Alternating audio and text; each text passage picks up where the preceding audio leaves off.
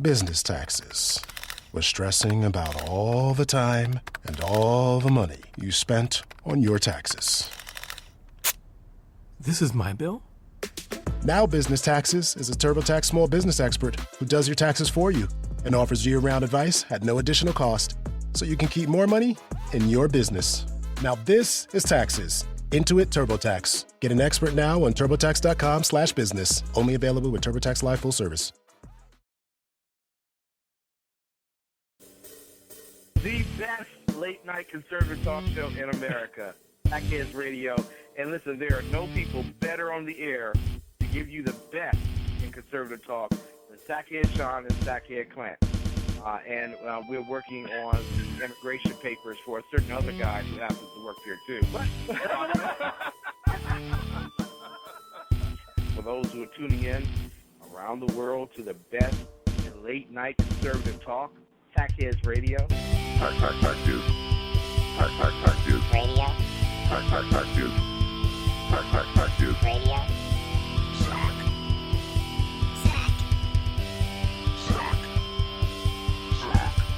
The best late-night conservative talk show in America. In America. In America. Into the silo. And in this web was a large, I'm pretty sure it was the biggest spider I've ever seen.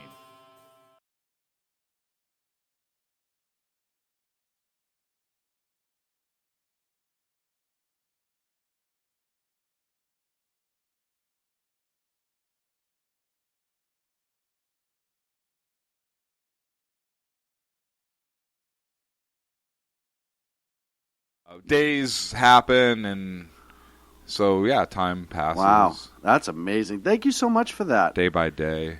Thank you so much. By day. Day by day. You're welcome. How I are missed my you. Friend? I missed you too, and I'm really sorry I couldn't be here last week. No, you're not. You were having an amazing time. I did have an amazing time, and I teased it. Let me just adjust our Periscope here. Just trying to get us on the air. There we go. Not a big deal. Quit bragging. How many live? How many people saw us live? 5. At least 5. I was going to say at least 6. 5. No, Worldwide. I did tease it, but so last week, it was my mother's 70th, Saturday, this past Saturday. And my brother, who also lives out here on the West Coast, and I, our family surprised her. She had no idea we were coming, and we did that on. We arrived Thursday, surprised her Friday, because we didn't want to do the surprise birthday. It was a surprise birthday party anyhow. Right. And when you're dealing with 70-year-olds, you don't want to give her. You don't want to do too much, right? The poor gal a heart attack. Right. So we did the surprise. It was really cool. I told you we showed up at the New England Aquarium. My brother landed the day before. My mother knew he was coming to Boston. Now, why would she know that?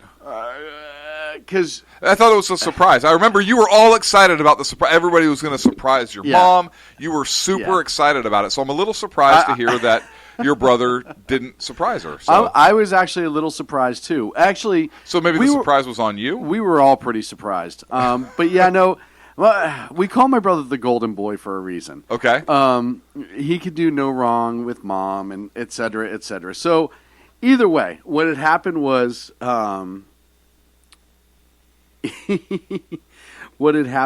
he somehow my mother guilted him into it, or my mother made him feel bad enough that because the way we had set it up is that nobody was coming. So let me get this straight. She was probably doing the mom thing, like, she was being a martyr. Spending my 70th by myself. Yeah, it's so horrible, right. And we don't really have much going on. And the thing is, moms know when they do that. Yes. Oh no, are you kidding me? My mother knows what's going on. Yeah. She didn't just fall off the turnip truck. So, so either way, my brother picked her up from the house and brought her over to the airport. Brought her over to the aquarium. Mm-hmm. And then out in front of the New England Aquarium, great aquarium, by the way, if you've never been. I've never been. But it's a great aquarium. My brother brought her there, and then as they were looking out front, they have a sea lion and seal exhibit that you can watch, even if you don't ticket in. And my brother brought his kids and my mom there. And then while she was there, she didn't know they were there. My son ran up and tapped her on the back and said, "Hi, Nana." And it was a pretty awesome moment. So, and then, of course... Did she at first not know it was him and, like, kick him? Because she's your mother. From Boston. And from Boston, right? Right. Wrong Nana, kid. And then, like... The hell away from me. I'm no Nana. Right. Give him like a Velcro and she was tennis shoe to the drunk, face. Which is normal. Right. Oh, yeah. Irish, right? But it was awesome. So, and then Saturday was the big party.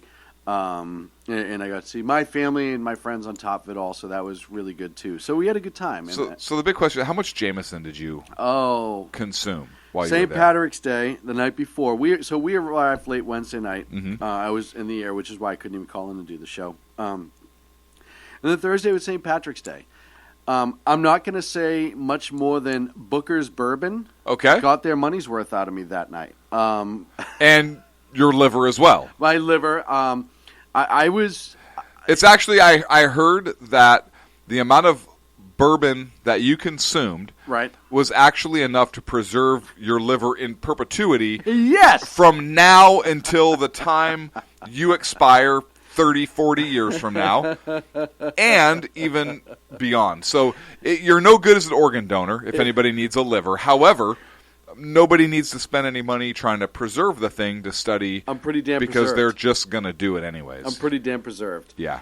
So yeah, it was a long St. Patrick's Day, but it was good. It was a good time, and then Awesome. somehow I recovered up, and then flight home. Are you kidding me? You're still drunk. I can still smell it on you. I wish. I know. I do too. Where's the bourbon? Oh, it's up there. It's That's up good. there. It's almost empty. The best part is my brother-in-law the next day going, yeah, there's no way you'll ever drink bourbon again, huh? Because I was pretty bad off. I mean, I haven't been that drunk in a long time. And I'm the first one to admit. Like in at least a couple weeks. No.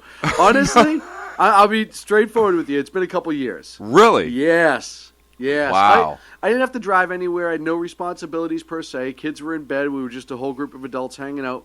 We were at a great fire. It was a great night, and Booker's Bourbon, which happens to be my new favorite bourbon. I have a couple, but that was really good.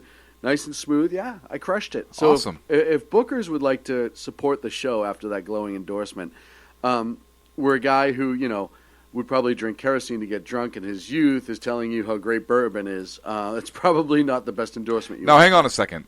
I like Booker's. Yeah. Booker's is awesome. Booker's is awesome. So that sounds like a great trip. I'm just saying. No, it was awesome. It was so great to see my friends and family, many of which listen to the show. So it's been a while since I had been able to spend time with them and have them ask me about the show, etc. So stop winking when you say that. That's not nice. Hold on. Just looking at the camera. Yeah. Wait, is your face on the entire time? Yes.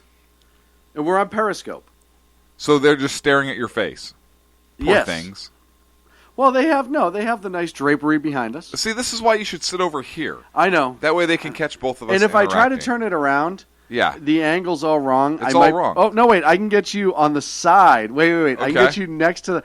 So in the front of the image on Periscope, you can see my mic stand. Okay, so we can move that. And mostly your nose. Well, that's right. I'm going to flip it back normal. Yeah, do that. Do that. Just it's much better that way. Do that. How are you, my friend? I'm well. So I said when we were doing our intro on Periscope earlier that I have a story to tell. I think the story's hilarious. Other people may not. So apparently, my 6-year-old figured out how to watch shows that I have DVR'd. Right. And I figure this out when and they're no, I don't have anything like that on there. But I figure this out when my 7-year-old, right? First of all, they must have woken up very early because they usually come in and get me up or I wake up with them. So my little guy was still asleep. And I get this when I get up or whatever, I'm moving around, and about mid-morning, my 7-year-old kicks me in the rear, and I look at him, and he says, "That's an attention getter." Smokey and the Bandit. Yes! Yes, and I look at him in complete disbelief, and I said, "Where did you learn that?" And he laughs, and he doesn't answer me, right? So I didn't put two and two together at this point. I'm like, okay. Fast forward to lunchtime. Hey, what do you guys want to eat? Making sandwich. What kind of sandwich do you want or whatever, making lunch. And my 7-year-old looks at me and says, I love a Diablo sandwich and a Dr. Pepper.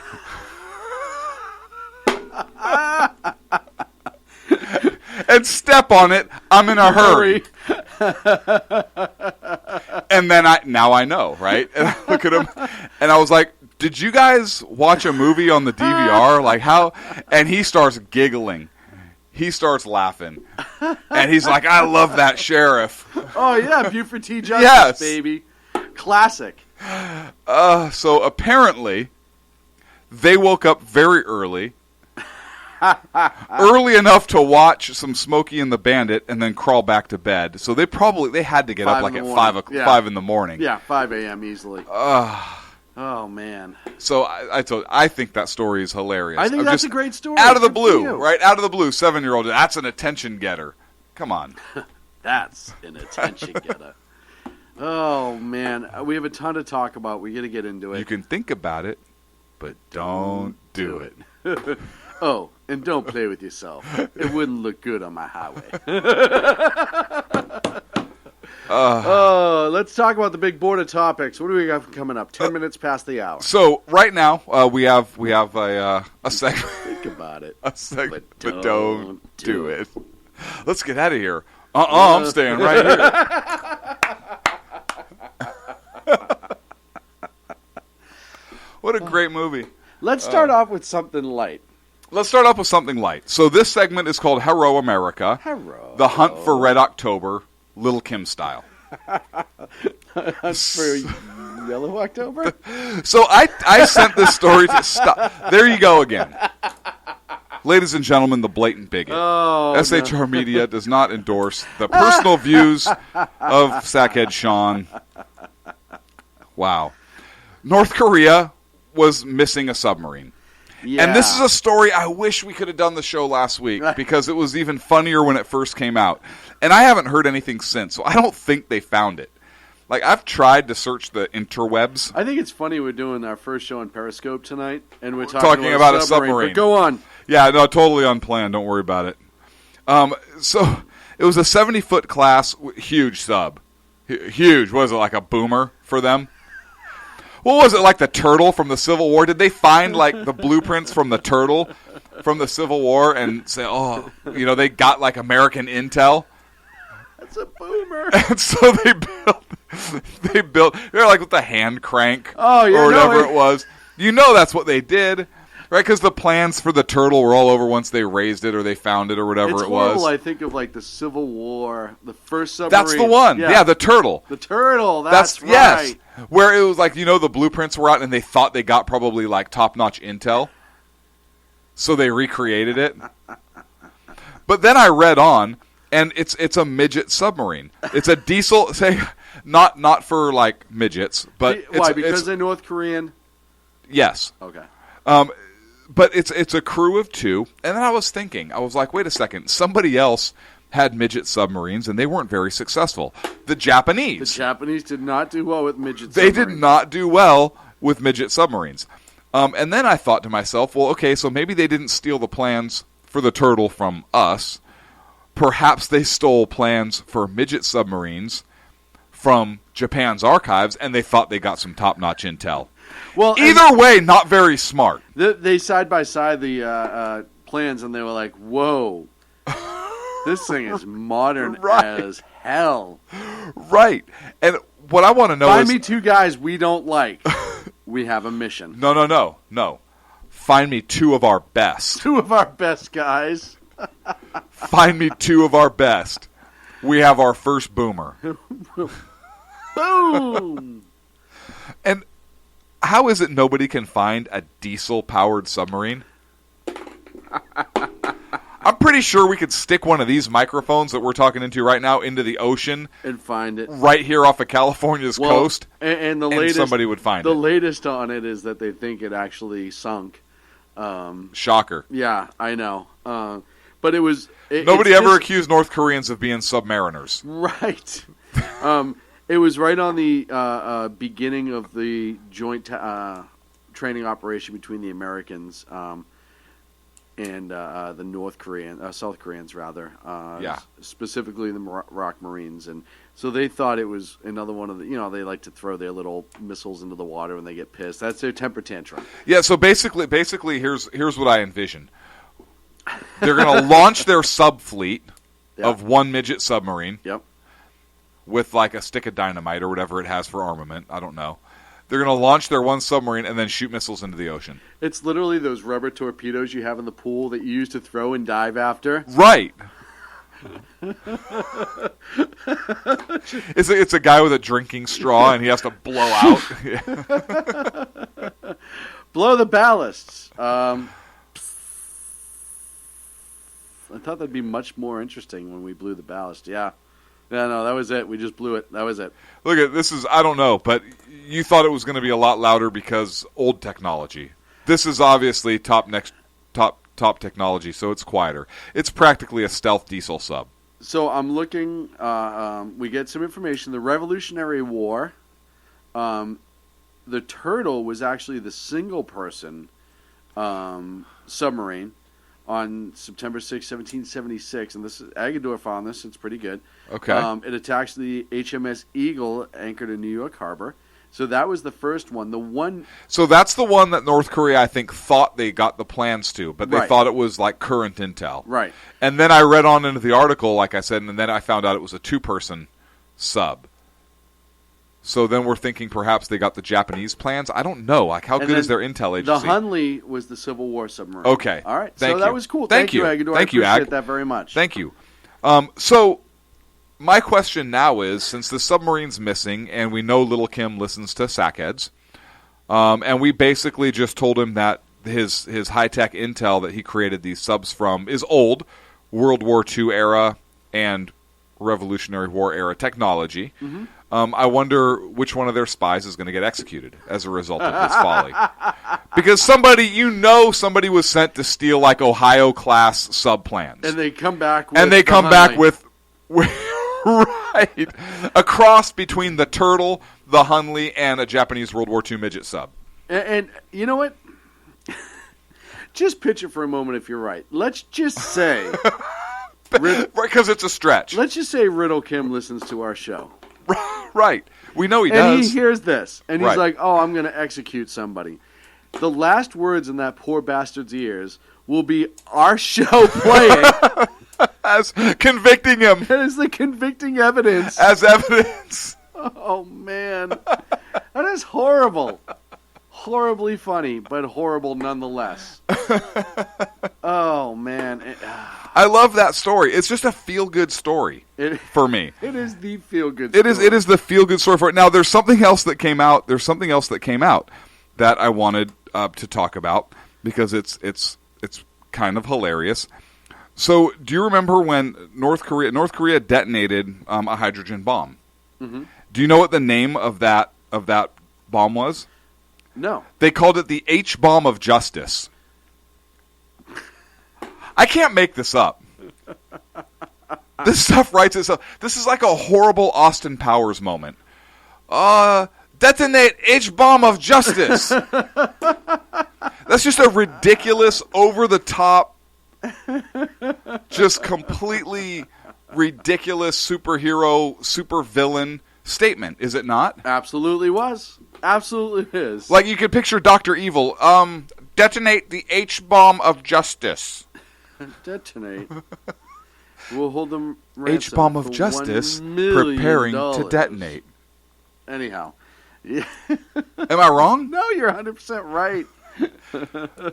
So, Little Kim, if you're still listening. We're sorry. Whoever came up with the term H-bomb of justice, it was probably stolen from an American movie, which was a joke.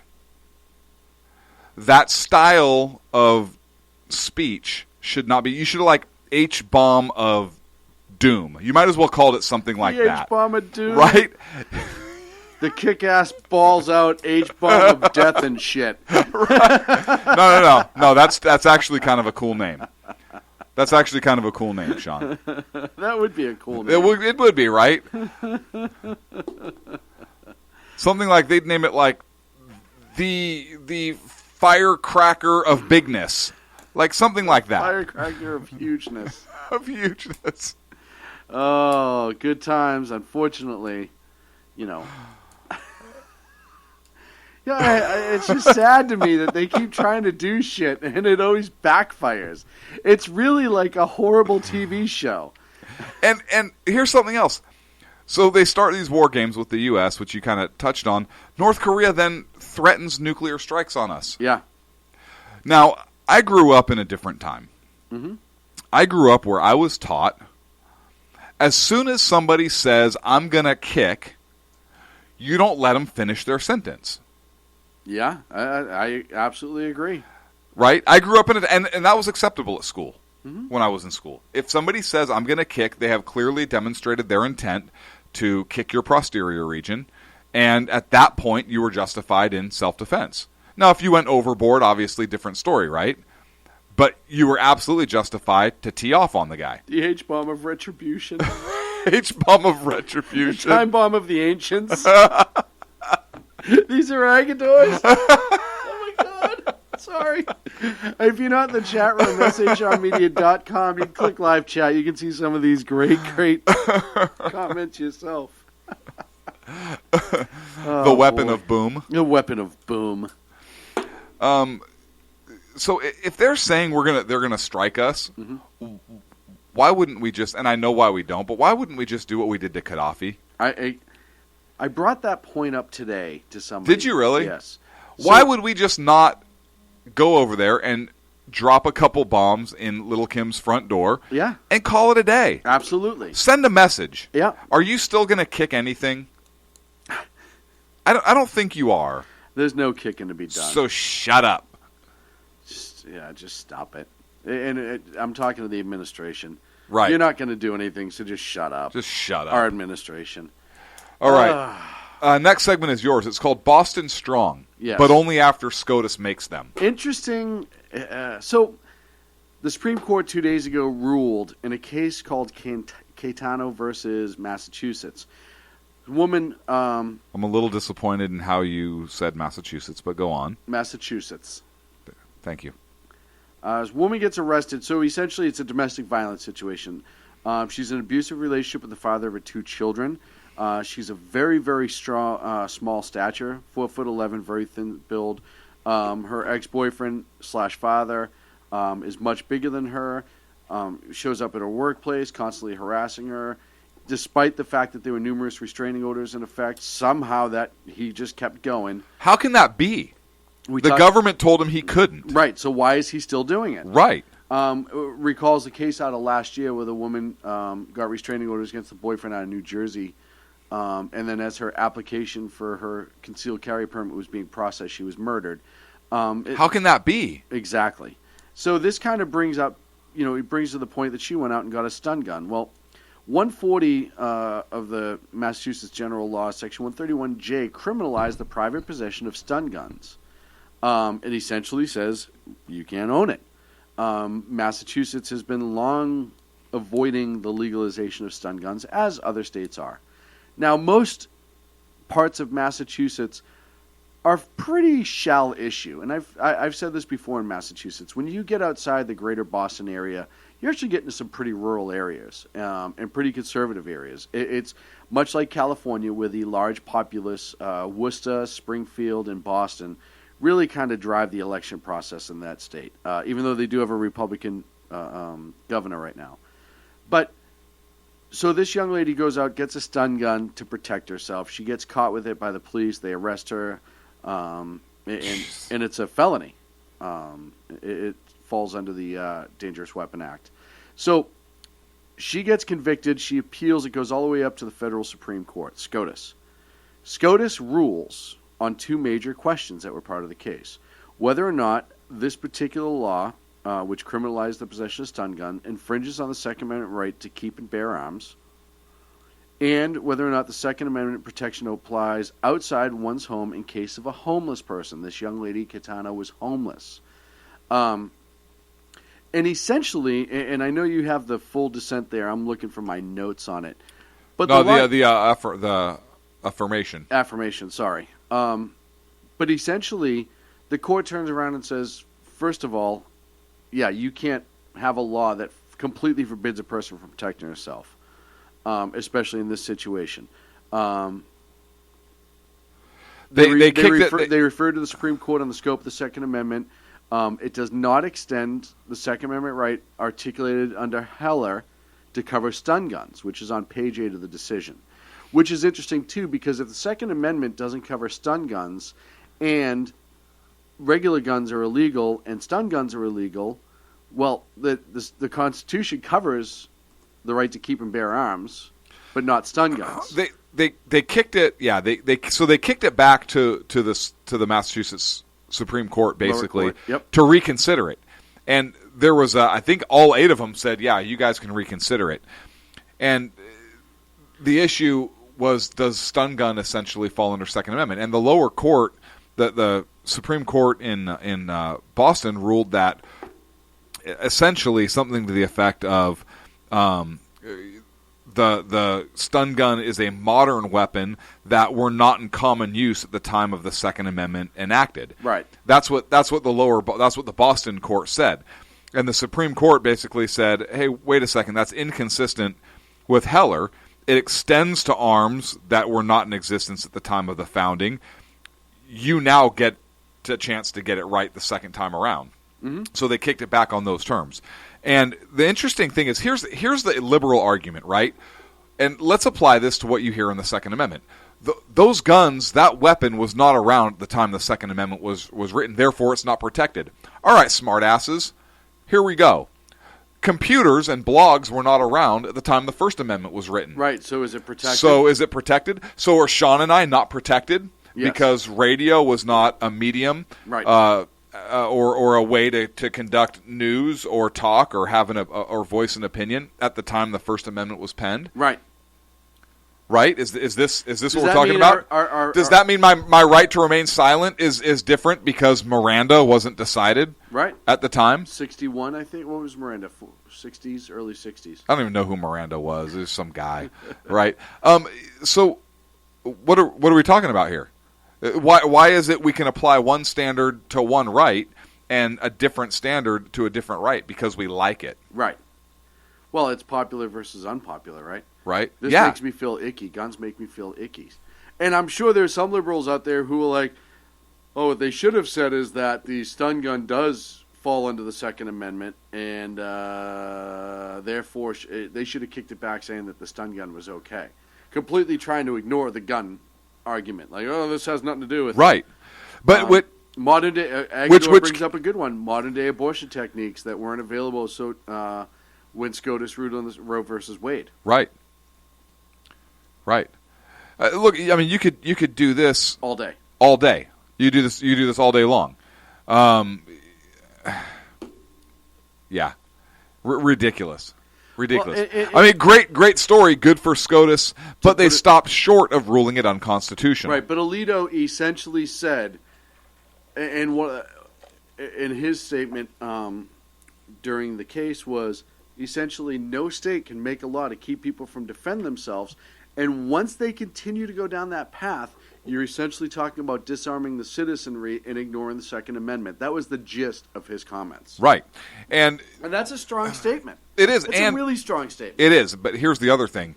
You know, who was it, Ginsburg, that talked about on the Heller ruling in her dissent where she said perhaps a wiser court will revisit this later? Mm-hmm. We have an opening on the Supreme Court right now. Right, and that's what they're hoping, is that it kicks back up under a different name. Exactly, which I think is why it was an 8-0 they sent it back to Massachusetts. Well, and it's one of those things, too, I almost get caught into the double jeopardy thing. Like, at some point, because this happens a lot, where it's a case under a different name. But it's not a person that's in jeopardy. I know, but it's a right that's in jeopardy. In this case, it kind of was, right? Because if they upheld it, it would have upheld her conviction, and she could have went to prison, lost her children, a lot of different things. So is she serving her sentence now while this is going up? Well, she was convicted. I think the sentence was suspended based on this.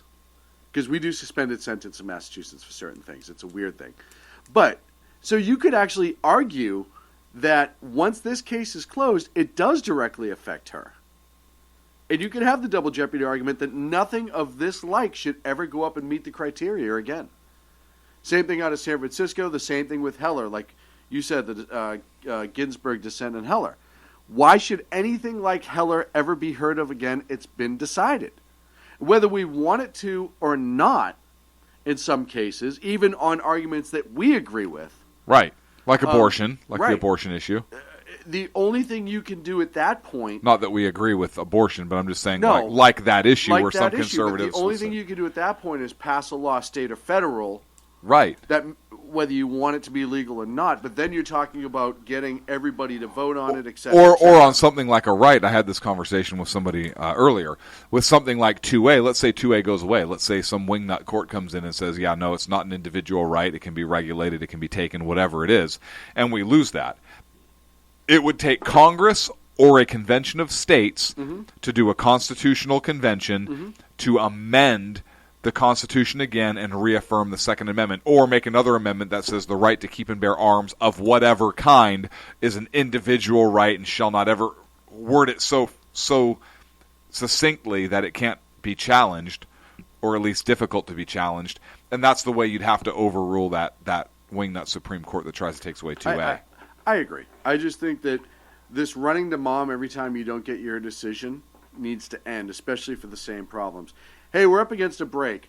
On the second half, or part two, I should say, of the second Part 2, Terror Block. We're getting into Terror Block, and you get to be on Periscope for the next 30 minutes. What? Yeah, I'm turning the camera around. What? I can only do one person at a time. I'm turning the camera around, my friend. You can only do one person at a time? You have not lived. Wait, what?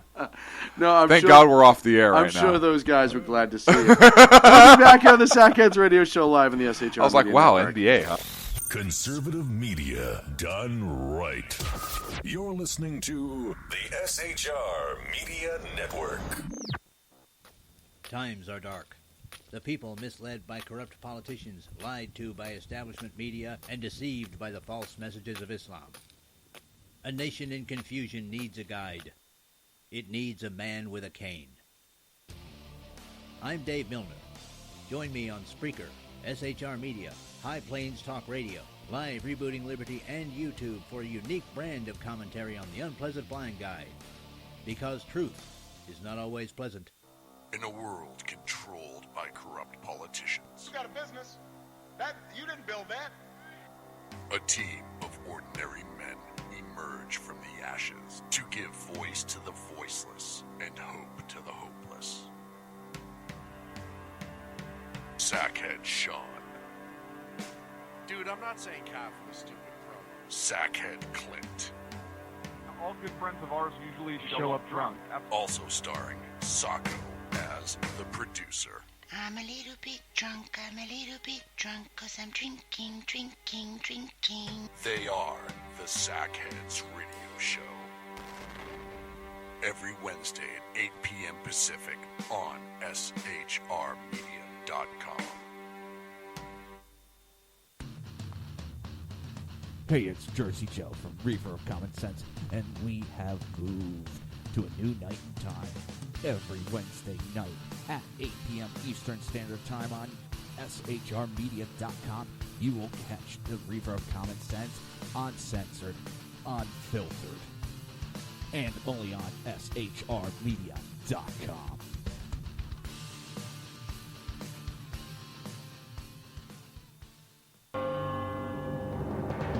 Hello, I'm Matt, a student at Hillsdale College. Here is Hillsdale President Larry Arnn on the continuing relevance of the Constitution. Many argue today that the Constitution is outdated because it addresses problems peculiar to the 18th century.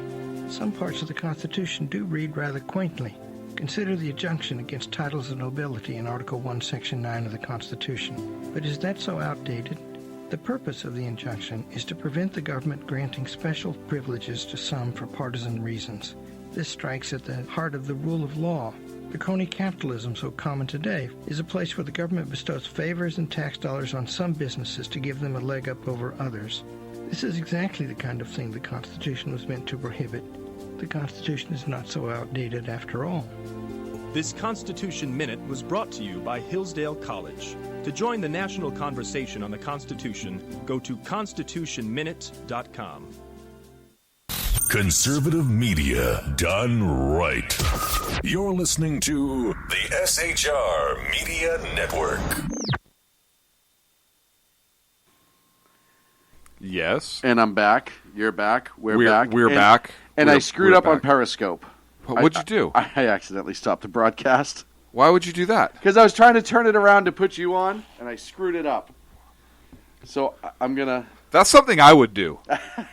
That's something tech-ish. Oh, man. Let me see if I can get this straight. And then we'll start TerraBlock. Well, TerraBlock's mine, so I can actually start TerraBlock while you're fiddle fumbling around. little Vienna sausage fingers. I know. I thought I had it nailed. I really did. I thought I had it perfect. But you didn't. But I didn't. And what's weird is when you turn the screen sideways, to use your terminology. Sideways. You probably... Did you have screen lock on so people are watching us like this?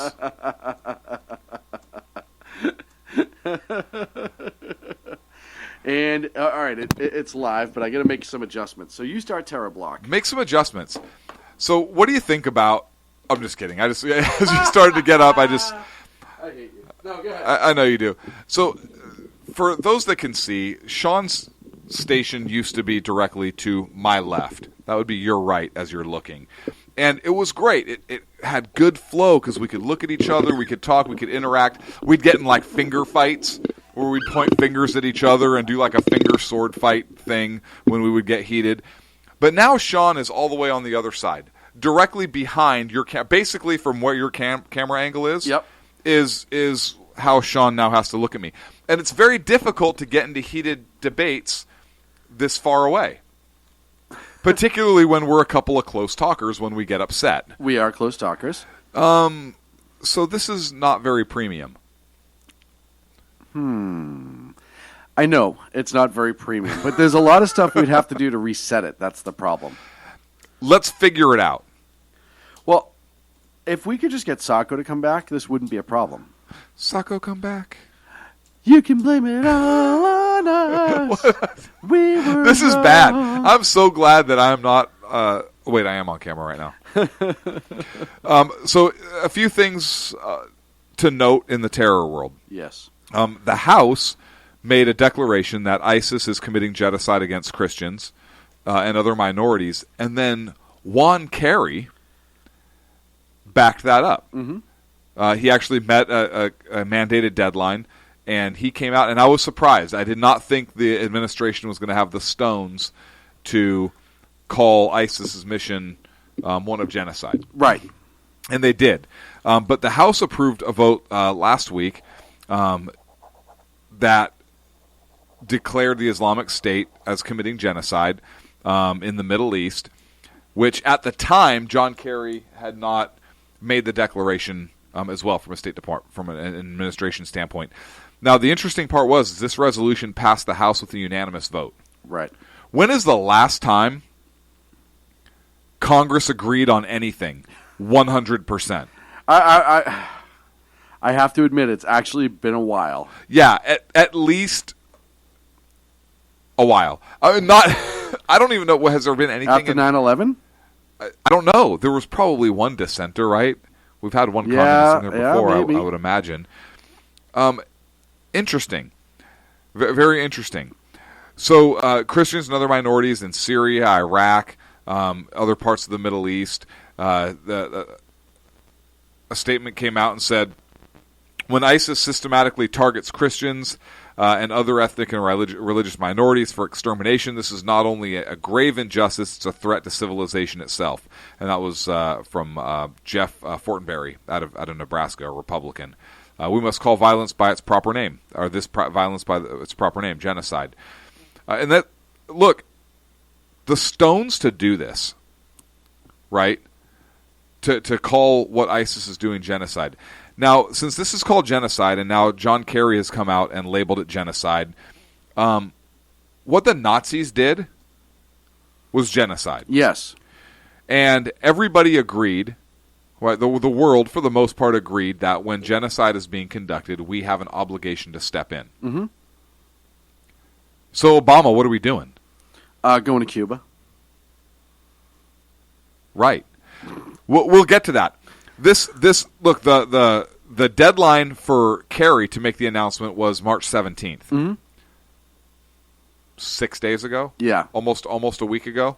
Well, and he's got a lot going on. So if Congress has called it genocide, if the State Department is calling it genocide, why are we not committing more military there? Well, right away. I have not heard Obama make any remarks regarding the genocide. Now, since Brussels, and we'll get into that here in a moment, the president has come out and said it's his top priority as he's watching a baseball game stuffing his face full of peanuts. Peanuts.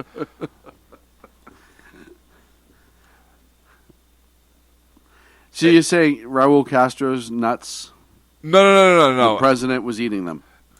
I don't know. Perhaps if Raul Castro, I doubt the president them, was forced to pay for them. Right. I'm assuming that. Right. As the host, Raul. Right, and I hope they weren't a mouthful for the president. Well, if you try to get him in all at once, I think it could be a problem. I don't know, but I think he could do it. Right. If anybody can do it, I think right. the president could do it right. for sure. I'm pretty sure he could definitely swallow some nuts. Anyhow. In addition to the genocide resolution, the House also passed a measure that would create an international tribunal in order to try ISIS members who are accused of genocide and these other atrocities. And that was a vote 392-3. Wow. Still overwhelming support. Obviously, right? Overwhelming support. So this is huge, right? But Josh Earnest came out afterwards. Jerk. He came out on March 1st and asked, hey, why hasn't the White House or anybody come out and said that this is genocide? And here's a quote from this knucklehead. He says that the word genocide basically, quote, involves a very specific legal determination that has, at this point, not been reached. Really, jackass? Because Congress thinks it's been reached. No, I just want Congress to put it across the your president's Secretary of desk, State thinks that it's been reached now. So they made a determination, but the White House doesn't have the stones to make a determination? They don't have the nuts to do it, no. And that's the sad part, is you have Congress overwhelmingly saying something needs to be done more. Something needs to be done more. They've decided that it was genocide. You had the entire, and I'm sure there are atheists that are in Congress. I think that dude out of Connecticut who looks like kind of like a woman. I think even that person says that this is genocide. You need to listen and understand that something needs to be done. Christians, it doesn't matter, in this case it's Christians, it doesn't matter what group of people are being murdered. Right. Look, in World War II, the Nazis were exterminating Jews. And everybody...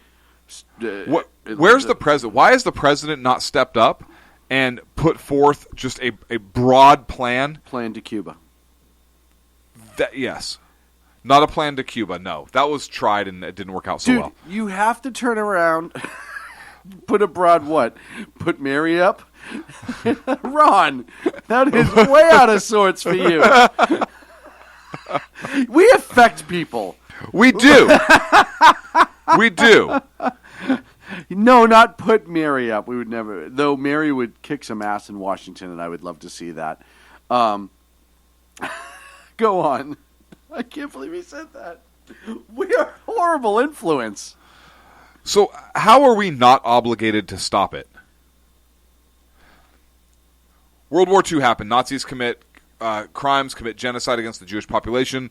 We swear we're never going to allow this to happen again. We're obligated to act. We're morally obligated to act when genocide is happening. How are we not obligated to stop it right now? I can't see how we're not. unless we're going to just throw our principles away, which this administration seems to enjoy doing. Previous administrations have seemed to think that would enable us to act, Mhm. right?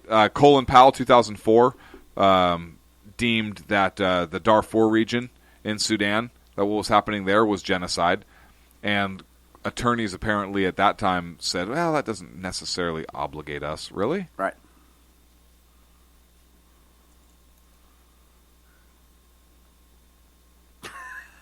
It's amazing to me because there was a 1948 UN Convention against genocide that called on countries to prevent genocide. What is the UN doing? Well, trying to free Palestine. Right! What? I mean, that's the best part about this. The UN, who was born out of World War II to make sure shit like this never happens again. Right. We dump all this money into. Right. They're the ones who are supposed to be the moral compass, if you will. Right. They're the ones that everyone's supposed to get behind. Right. And they're not doing, to quote Chris Foley, jack squat again. Even NATO is more active. France is more active. France. This is gonna bring us to Brussels. Look, our thoughts and prayers are with the victims, the families, in Brussels. Terror attack. Makes me sick. There's actually a report that came out afterwards that there are potentially 400 fighters, ISIS fighters, embedded throughout Europe that are trained to target various attacks, acting as independent cells throughout Europe, basically in a mass war on Europe. Folks, do you think this isn't going to happen here? Do you really think? And how did these people get into all these countries? Well, was it from Syrian refugees? Was it people fleeing the region? I don't know. Was it through lax immigration it was all the controls? Above. Was it all of the above? Do you really think this isn't going to happen here in the United States?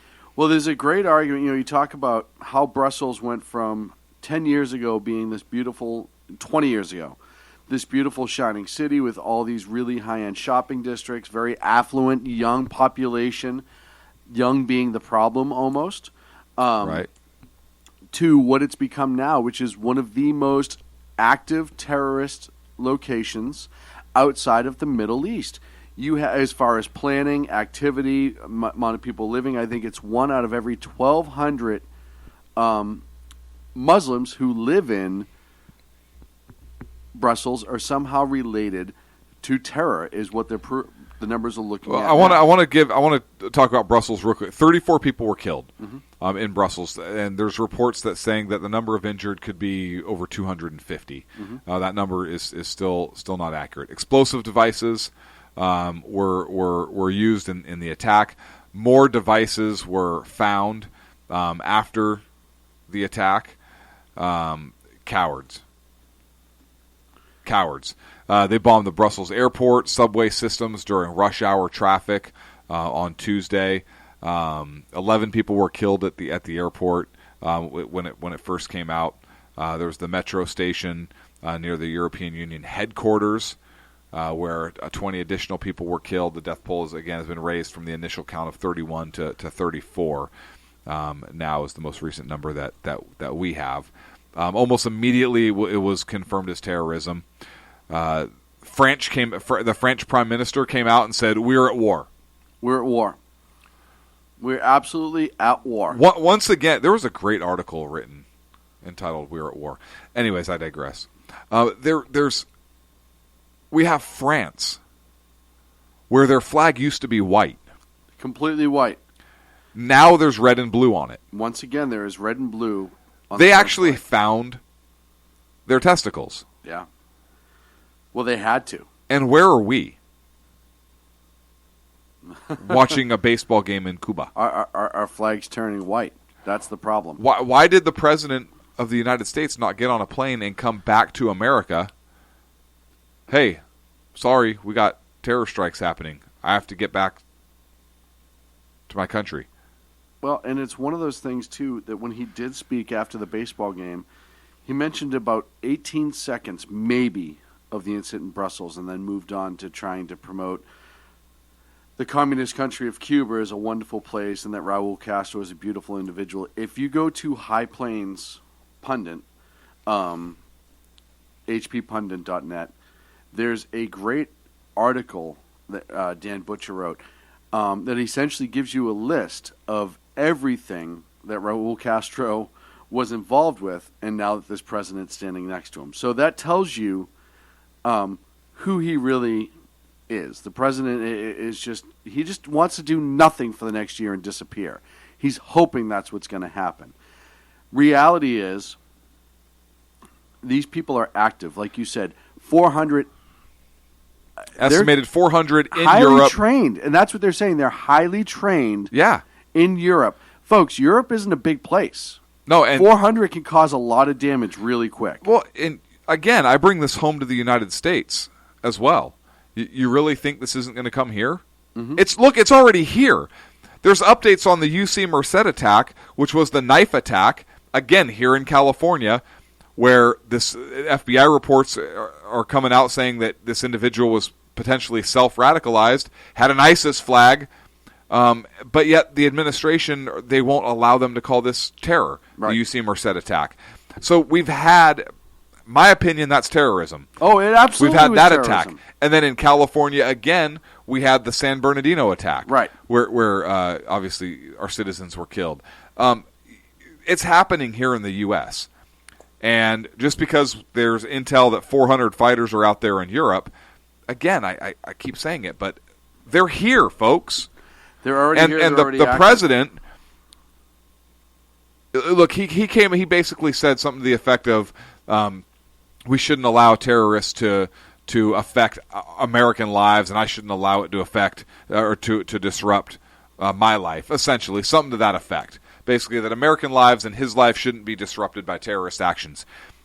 Mr. President, you are the President of the United States. It is your job, to respond. As the leader of the free world, when terrorism happens, particularly when you're Secretary of State and when the House has said what they're doing is genocidal, to come back and do something. Be a leader. It may not have to disrupt our lives from a day-to-day standpoint. We might not have to cancel the radio show or do other things because there's still things we have to do in order to move on with society, move on with our lives. And I get that. I get what he's saying to a certain extent. But when he says it shouldn't impact his life, I'm sorry, Mr. President, but you are the president of the United States. That is your job. You don't get to sit back and have a leisurely day or go enjoy a baseball game when world events are happening, and when there's a potential that this could impact American lives. Whether you want it to affect people or not, it's going to have an effect. And if things are happening over there in Europe, you should probably be getting on the phone. You should probably come home and really get your finger on the pulse of what's happening here in your own country to help ensure that your people are safe. Well, I had already seen people in social media bring up Bush during the 9/11 attacks when he was in the Florida schoolroom and he was sitting there reading to a group of kids and how he didn't just get up and run out of the room. And there's a difference, in my opinion. First of all, the initial word that he got is that 2 planes flew in the World Trade Center. It may have been terrorism. But he also wrapped it up fairly quickly and left right away. But he didn't sit through a baseball game. There's a difference when you're sitting through a classroom with American young children to stand up and go, "We're under attack. I got to go," and run out of the building. Right. And take all that security with you. Right. You know what I mean? Like, when you're in Cuba, all you have to do is say to Castro, "Hey, we may have to reschedule around the time that you're not persecuting political people, dissidents, and killing them because they disagree. I have to go." And then you speak and have words and then take action, right? One of the biggest things with Brussels and Belgium in general is there's 15 different federal police forces. They're not sharing information. It's very convoluted. They're not doing what we learned after 9/11 and most other countries have gone to.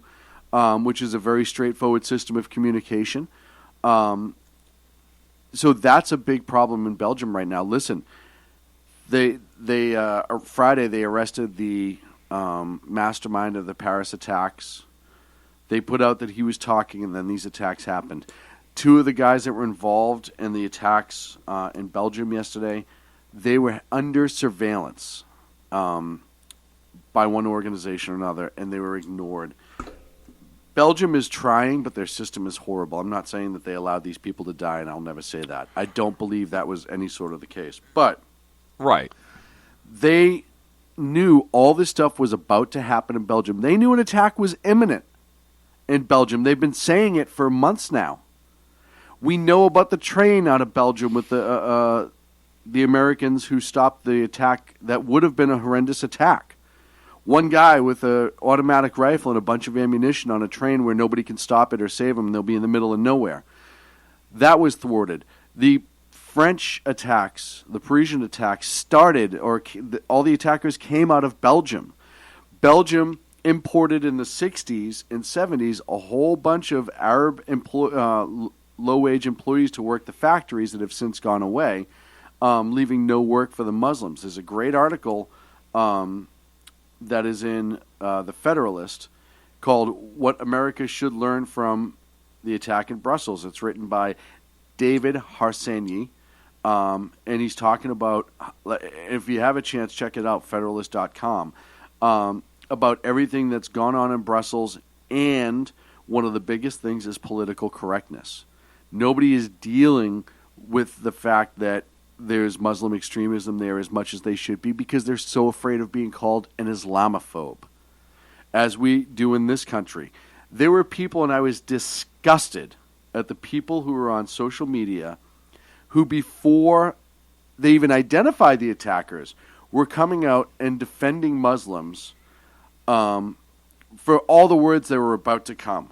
Oh, you're going to get hit on for this, and I stand with you, blah, blah, blah, blah, blah. And wait a minute. First of all, if the two, as you always say and the left always says, the two aren't related, Islam and these attacks are never related, then why are you defending them before it comes out? And there was another great tweet that said, things that radicalize Muslims, YouTube, social media, mainstream media, magazines. How come nobody ever lists Islam as a contributing force? Even if you want to argue that it's a perverted thing, nobody ever wants to talk about how it's Islam-based. Listen, if all these guys were just from random parts of the world and there was no connection other than the fact that they want to be in part of like a Dr. Evil-style group that is just trying to take over and destroy the world and hold it ransom, okay. But it's not. All of these attackers, the common thread are they're Muslims. A lot of them have come through Europe or started in Europe. They've trained in Syria. They got their training from ISIS in Syria. We know that common thread, but people are so afraid to say it. Right, and what is it that they say when they're committing these attacks? Equal wages. No. No, that did different terrorist group. Black Lives Matter. No, different terrorist group. Ooh. Writing that one down. No, they all say Allahu Akbar. Right, which means? God is great. Right. They're doing it in the name of their religion. Mm-hmm. Again, not all Muslims are evil doers, right? The vast majority of them are not. Right. However, there is a percentage that are. There is a sect within that particular religion that is. Well, and as time goes on, and I know Agador's in the chat room. How many Christian ISIS members are there? Very few. Like, give me a number. Bob. Give me a number. And it's only because Bob doesn't realize it. Right. He just wants to be part of a group. Right. It's Bob, and only because ISIS. How many Jews are there? We have affirmative action. How many Jews are in ISIS? Yeah, probably like Buddhists. Yeah, that's my point. Religion is a component of this. It absolutely is a component Right? of this. There is no affirmative. Why doesn't somebody sue ISIS for affirmative action? We know they're here in the United States. Actually, you know what? I could see Obama unleashing the DOJ on ISIS in that regard first. Right? How many non-Muslims are in ISIS? 0. Religious discrimination.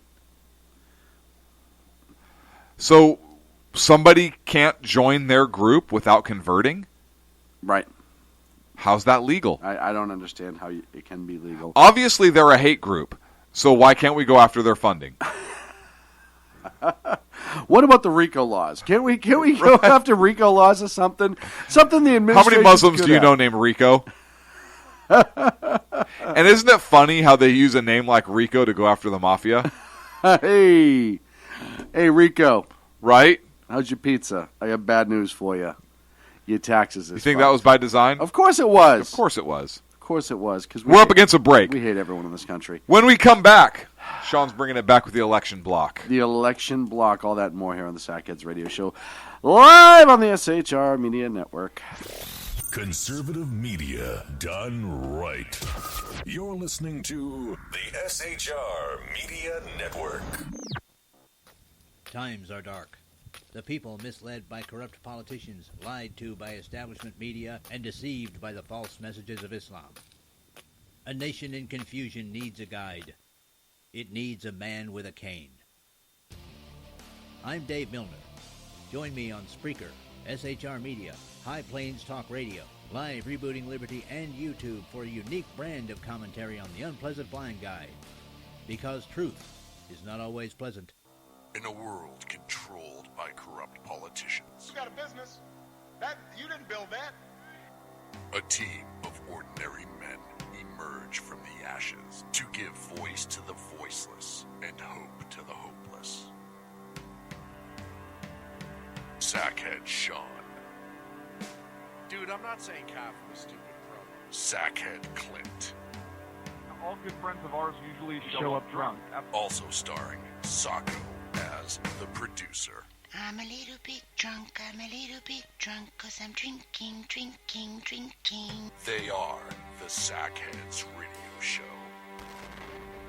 Every Wednesday at 8 p.m. Pacific on SHRmedia.com.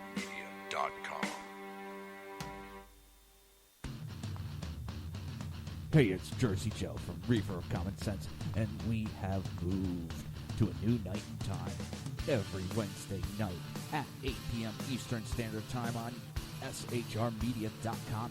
You will catch the Reefer of Common Sense uncensored, unfiltered, and only on SHRmedia.com.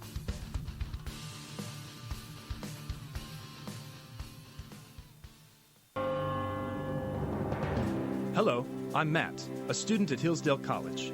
Here is Hillsdale President Larry Arnn on the continuing relevance of the Constitution. Many argue today that the Constitution is outdated because it addresses problems peculiar to the 18th century. Some parts of the Constitution do read rather quaintly. Consider the injunction against titles of nobility in Article 1, Section 9 of the Constitution. But is that so outdated? The purpose of the injunction is to prevent the government granting special privileges to some for partisan reasons. This strikes at the heart of the rule of law. The crony capitalism so common today is a place where the government bestows favors and tax dollars on some businesses to give them a leg up over others. This is exactly the kind of thing the Constitution was meant to prohibit. The Constitution is not so outdated after all. This Constitution Minute was brought to you by Hillsdale College. To join the national conversation on the Constitution, go to constitutionminute.com. Conservative media done right. You're listening to the SHR Media Network. Oh, yeah, I should probably turn that back on now. Hey, welcome to the Sackheads Radio Show. We are live on the SHR Media Network. If you're a Periscoper, we are on Periscope now. At least we're going to try it. I mean, nobody wants to look at our ugly face for that long, but what the hell, we'll give it a shot. If you're not on Periscope and you're listening via Spreaker, go to shrmedia.com. Click on the live chat. Get in the chat room. It only takes a few minutes. Come on, have some stones, would you?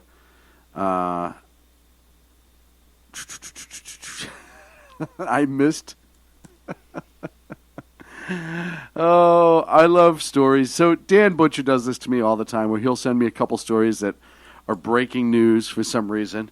The first one is titled, "What Happens When Food Drops on the Floor?" And that's something that should be talked about, of course. And the other one is Pleiadian aliens will take over the Earth, and it's underway. So I appreciate Dan Butcher. And actually, my prayers are with Dan and his family, because they're dealing with some pretty nasty wildfires in the area. And he has a very close family member who's a firefighter down there, as well as his home could possibly be affected. He said the news got better as the day wore on, but everyone in the Texas Panhandle, be safe, and our thoughts and prayers are with you. This story, and you know what, I was going to bring it up at the end of the night, but Agador just brought up a great story. Did you hear about the truck crash that may have been like every single guy's dream in Florida? No. Apparently a Frito-Lay's truck crashed into a beer truck, and beer and chips were all over the freeway. Now, have you ever seen the videos of like the money trucks when they crash and there are people like snaking money out of it? Yes. Can you imagine what this crash looked like? I mean, thousands of miles people must have been coming from. That would have been awesome. I hope the drivers were okay, but wow. Reminds me of a picture of there was a ramen noodle delivery truck that rolled over. And there were ramen noodles everywhere, and it just said total loss 49 cents. Just made me laugh. I don't know why. So we got to get to the elections. Oh man, this has just been. I was talking today about what a crazy election cycle it is, and we were talking about the different things that could happen, as far as just brokered convention and all that BS that's going on right now. And just how crazy the election on both sides are really starting to get to. I mean, even on the Democrats, it's starting to get goofy. And as it stands right now, for the Republicans, Trump has 739, Cruz 465, and Kasich is 143. Trump is about 70% of the way there, 74% of the way there. Cruz is about 38%, and Kasich is negatives. I don't even know how you do that. On the Democrats, you have 1,690 for Clinton, including 467 superdelegates. Sanders has 920 with 26 superdelegates. His numbers are starting to go up. The last one, of course, the big one was in Arizona, where Hillary won for the Democrats, 57.6% to Bernie, 39.9%. And then Trump with a commanding win, 47.1% to 24.9%. I ask you, and I really mean this, no matter who you support as far as Democrats, and even for the Republicans, at what point do the people who are trailing still start to step out of the way? Even if you don't agree, let's say for the conservatives, even if you don't agree with the majority of what Donald Trump stands for. By the way, there's a great article about the different tax plans that are out there and how Trump's could actually put money back in people's product, and I think that was actually on the Federalist as well, money back in people's pockets. But at what point do you start to realize it's about winning the election and start getting away from who you necessarily want to be the choice, the number one going in, the candidate? When it comes down to the nominee, here's my issue with the Republican Party right now. I have a lot. I have a lot. I do. I have a lot. Look, whether you like Trump, you don't like Trump. Whether you like Cruz, you don't like Cruz. It's not going to be Kasich. But whoever the nominee is, if Trump gets the delegates, you may not like him. He may not have been your pick for Republican. Mm-hmm. He may not be your pick for president, but if that's who the nominee is, and look, you may not have the same answer I do to this question, and that's fine. But if it comes down to choosing between Donald Trump or Hillary Clinton, my question is it worth either staying home and not casting a vote for Trump, or is it worth voting for Hillary Clinton so that Hillary Clinton gets elected, or not? Is a vote, because ultimately, look, we're at a time in our country, and I think this election is huge for numerous reasons, not least of which is the Supreme Court nominee.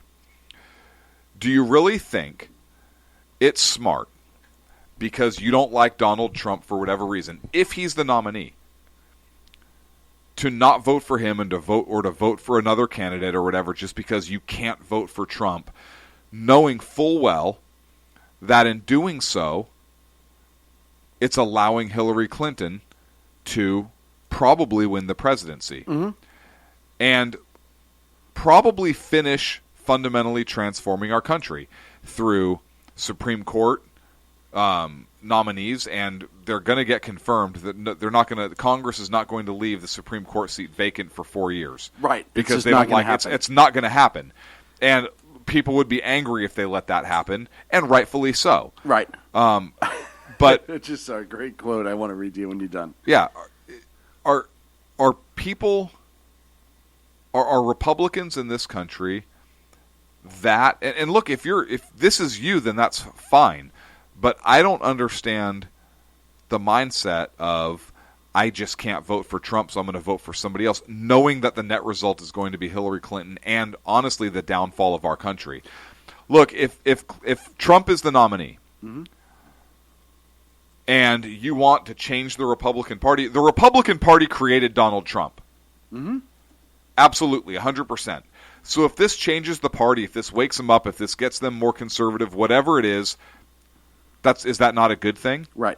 It is, right? If Hillary Clinton does not get elected and Donald Trump does get elected, isn't that a good thing that it's not Hillary? And really, that's kind of what we're fighting for right now.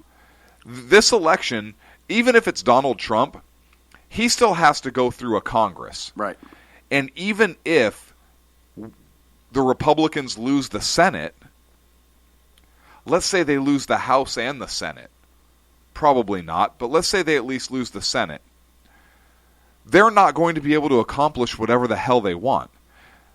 And Donald Trump as president is not going to be able to accomplish whatever the hell he wants with either a Republican or a Democratic Congress. Whereas if Hillary Clinton gets in there, she's going to appoint a liberal Supreme Court justice. Yes. And whether it's a Republican or a Democratic Congress, that person will get confirmed. No matter what. No matter what. Yep.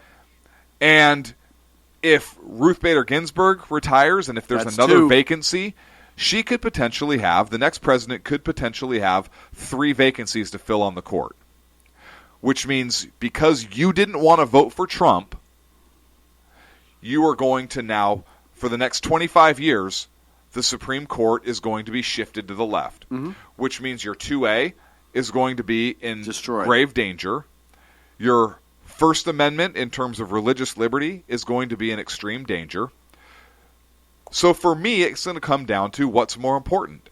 Is it more important for me not to vote for Trump because I just don't like him and I don't agree with him and I morally can't see myself voting for a guy like that? Right. Or is the choice, I vote for somebody else and I let Hillary Clinton get elected because I know full well that that's the result.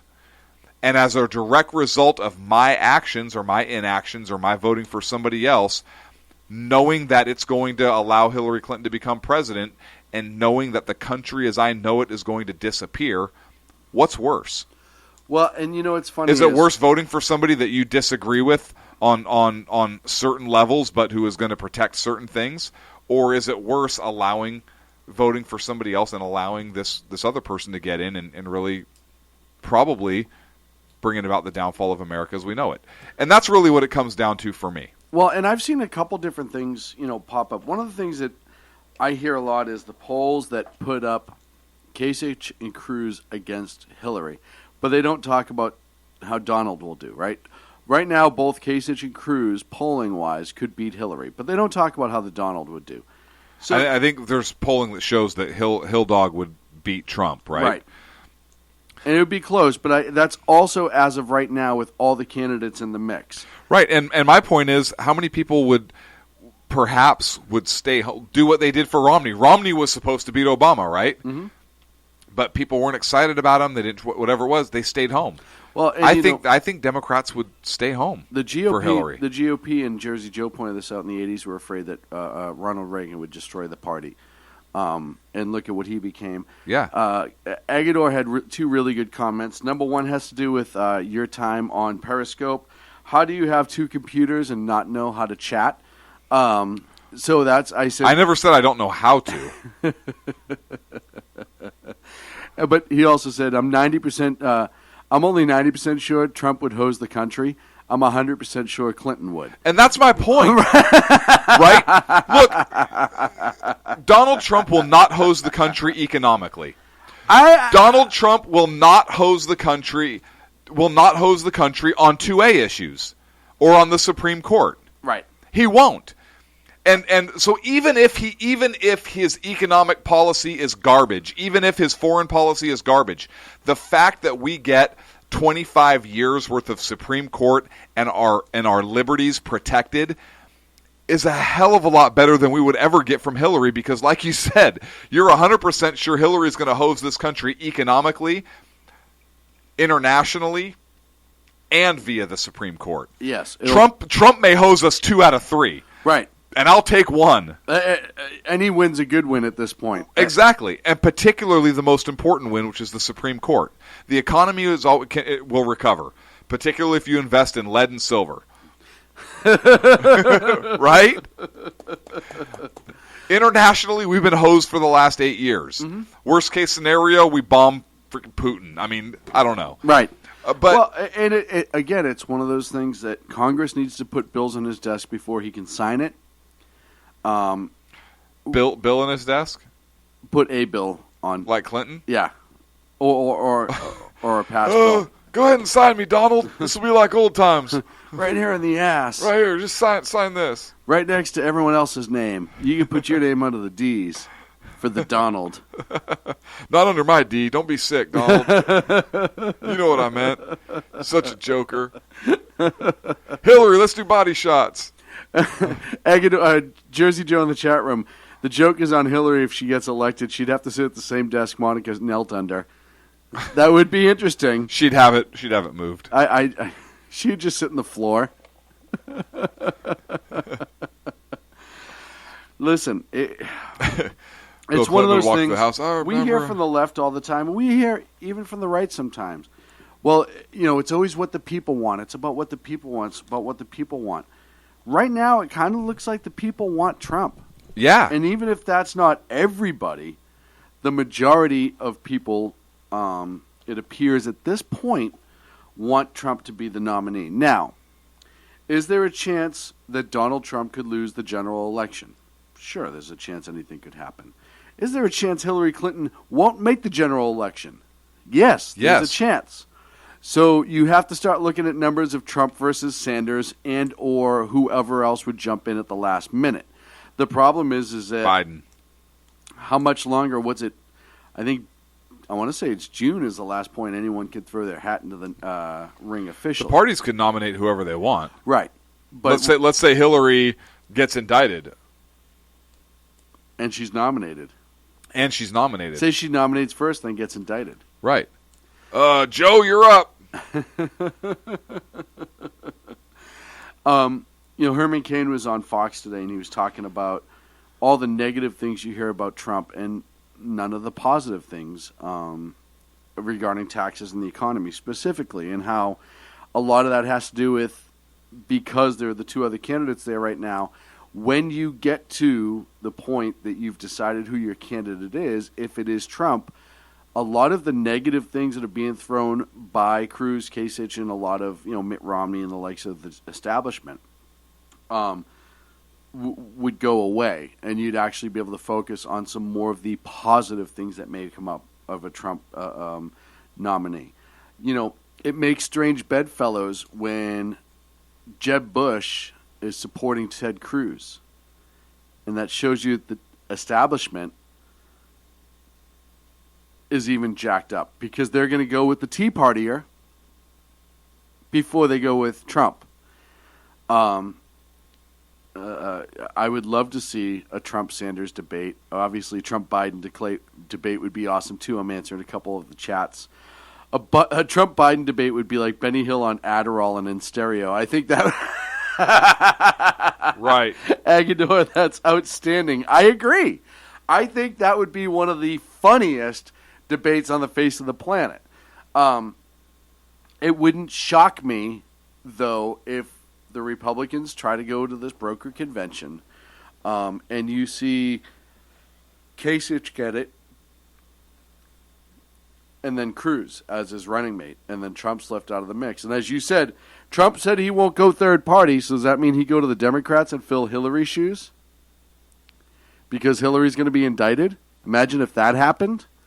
I was talking about this today with a guy I work with, Nate, and we were just talking about politics, and he's very sick of any establishment. Trump and Sanders, in his opinion, are the two that he would want to see one or the other. Trump first, then Sanders. And I reminded him that Sanders is the most establishment candidate out there. More than Kasich. More than Hillary even. His whole life has been either siphoning off the federal government to pay his way until he was 43. And then he was a mayor for a few years. Again, taxpayers paying his bill. And then he went to Washington. He's an absolute insider. So, the only non-insider anymore really is Trump. Cruz, I know a lot, and this has nothing to do with politics, but you're talking outsider, insider. Cruz during this election cycle has become an insider. They've gotten to him. He's seeking... when Mitt Romney's trying to come to your aid, when Jeb Bush is throwing his support behind you, you're an insider. They've cut deals. We know how that happens. Now, does that mean that I think Ted Cruz would make a horrible president? Absolutely not. Is the establishment going to get behind somebody? Yes, and I understand that. They might not get behind Trump. They may not. They would get behind Cruz. Right. Grudgingly. Yes. But they might not get behind Trump. And look, that's wrong. If the establishment is so childish, in my opinion, that if Trump gets the nominees, or even if he's 100 delegates, 50 whatever it is, if he's short, but he's that close, he should probably get the nomination. But let's say he gets the delegates. Let's just take that argument out of the equation. If he gets the delegates and he's the presumptive, he gets the nomination. If the Republican establishment does not get behind him, if they run a third candidate, they would be complicit in the downfall of our country and in the election of Hillary Clinton. And that is not a party I want to be any part of. And I think if that happens, and if Hillary gets elected, I think that, boy, you thought the Tea Party movement was big.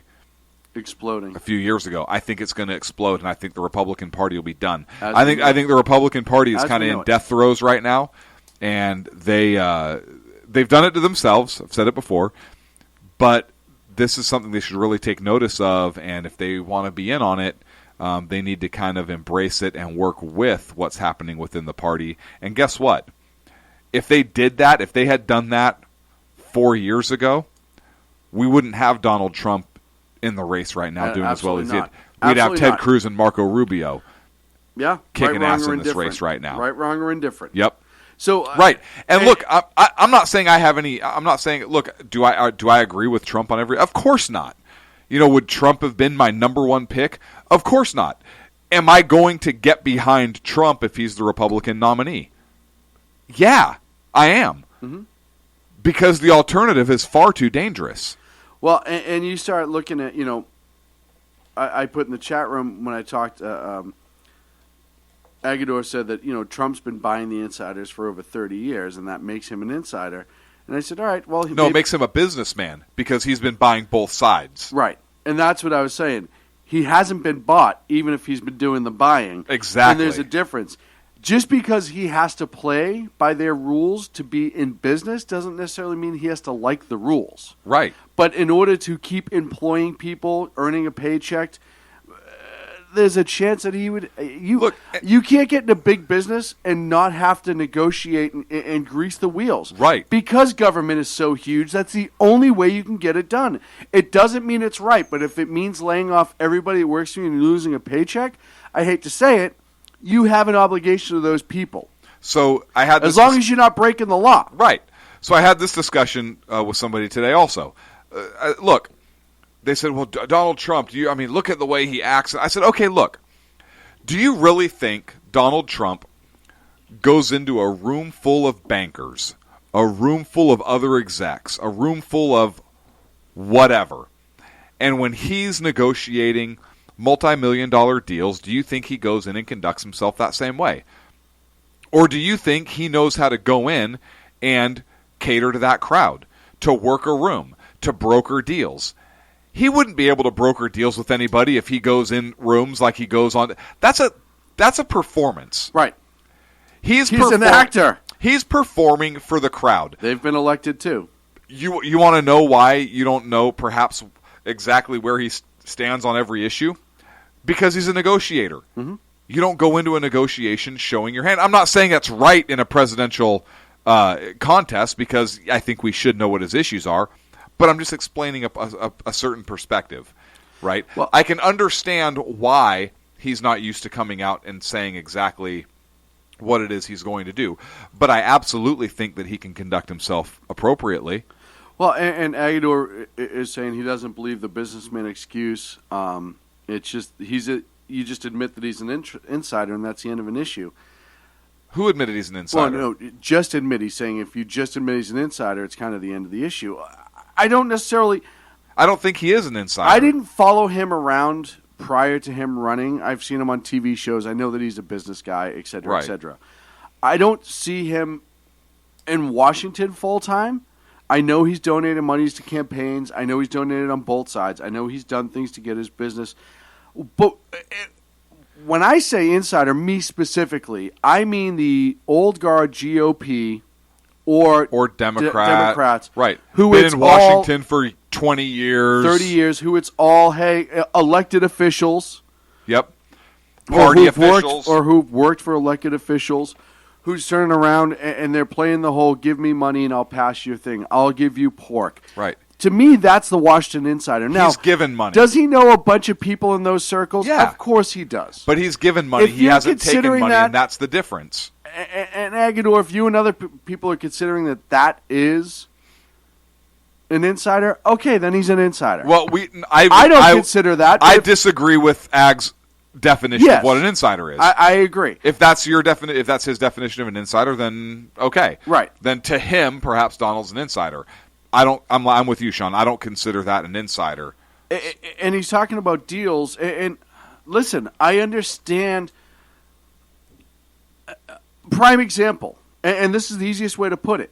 I live in a county that doesn't issue CCWs.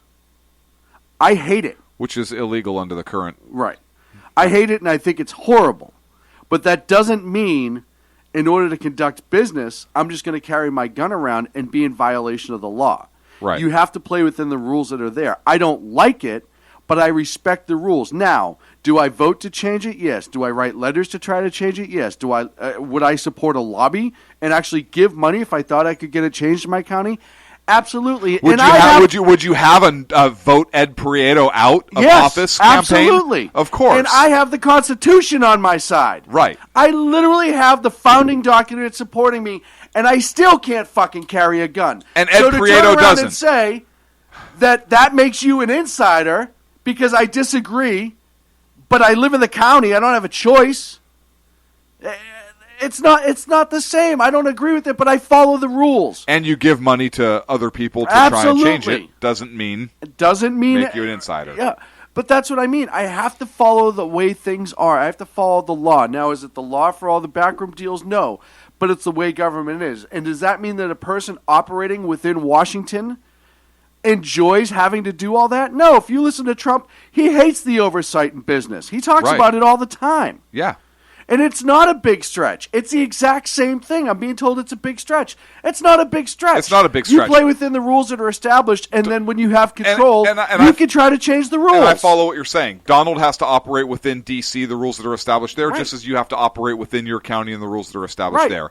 Whether you like it or not, you got to play ball that way. Exactly. And same with Trump. You got to play ball that way. Donald Trump doesn't take money for his campaigns. Right. He gives money for his campaigns. All these other candidates take money for their campaigns. That's an insider. And there's some stuff where Trump's not beholden to anybody. He's loaning himself money out of this and that. So what? He's not beholden to anybody. Right. What's he going to do? Do favors for himself? Right. So he probably will. Right, but right. So hey, I gave you money for your campaign. Donald, you're so fabulous. I love your hair. Yeah. So I'm gonna. I mean, what's he going to do? Right. Talk to himself in a mirror? That's ridiculous. What I'm just saying is I don't know if Donald Trump, the politician, Donald Trump, the businessman, are always going to be the same thing. Probably not. That being said, I'm still not 100% sure I would vote for Trump. If it came between... I'm talking about primaries and who I'd want to be my candidate. Right, I'm with you. Because there are certain things that I think he does lack as a commander-in-chief. Yes. But there is also a lot of things I feel Ted Cruz lacks as commander-in-chief. Yes. And so I'm talking primary aside. I'm talking general election. And look, I have to get back to this because this is killing me. If people can't see the difference between giving money to politicians and taking money, I'm speechless. We're up against a break. We're a minute overdue. When we come back, we've got Mississippi Madness to talk about. Mississippi Madness. Mississippi Mud Madness. All that and more, which is what happens when you eat chili at a diner. All that and more here on the Sidekicks Radio Show, live on the SHR Media Network. Conservative media done right. You're listening to the SHR Media Network. Times are dark. The people misled by corrupt politicians, lied to by establishment media, and deceived by the false messages of Islam. A nation in confusion needs a guide. It needs a man with a cane. I'm Dave Milner. Join me on Spreaker, SHR Media, High Plains Talk Radio, Live Rebooting Liberty, and YouTube for a unique brand of commentary on the Unpleasant Blind Guide. Because truth is not always pleasant. In a world controlled by corrupt politicians, You got a business. That you didn't build that. a team of ordinary men emerge from the ashes to give voice to the voiceless and hope to the hopeless. Sackhead Sean, Dude, I'm not saying cough for the stupid pro. Sackhead Clint, All good friends of ours usually show up drunk. also starring Sacco as the producer. I'm a little bit drunk, I'm a little bit drunk, 'cause I'm drinking. They are the Sackheads Radio Show. Every Wednesday at 8 p.m. Pacific on SHRmedia.com. Hey, it's Jersey Joe from Reefer of Common Sense, and we have moved to a new night and time. Every Wednesday night at 8 p.m. Eastern Standard Time on SHRmedia.com, you will catch the Reefer of Common Sense uncensored, unfiltered, and only on SHRmedia.com.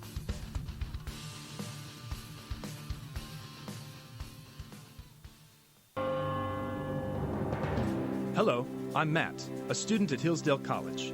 Here is Hillsdale President Larry Arnn on the continuing relevance of the Constitution. Many argue today that the Constitution is outdated because it addresses problems peculiar to the 18th century.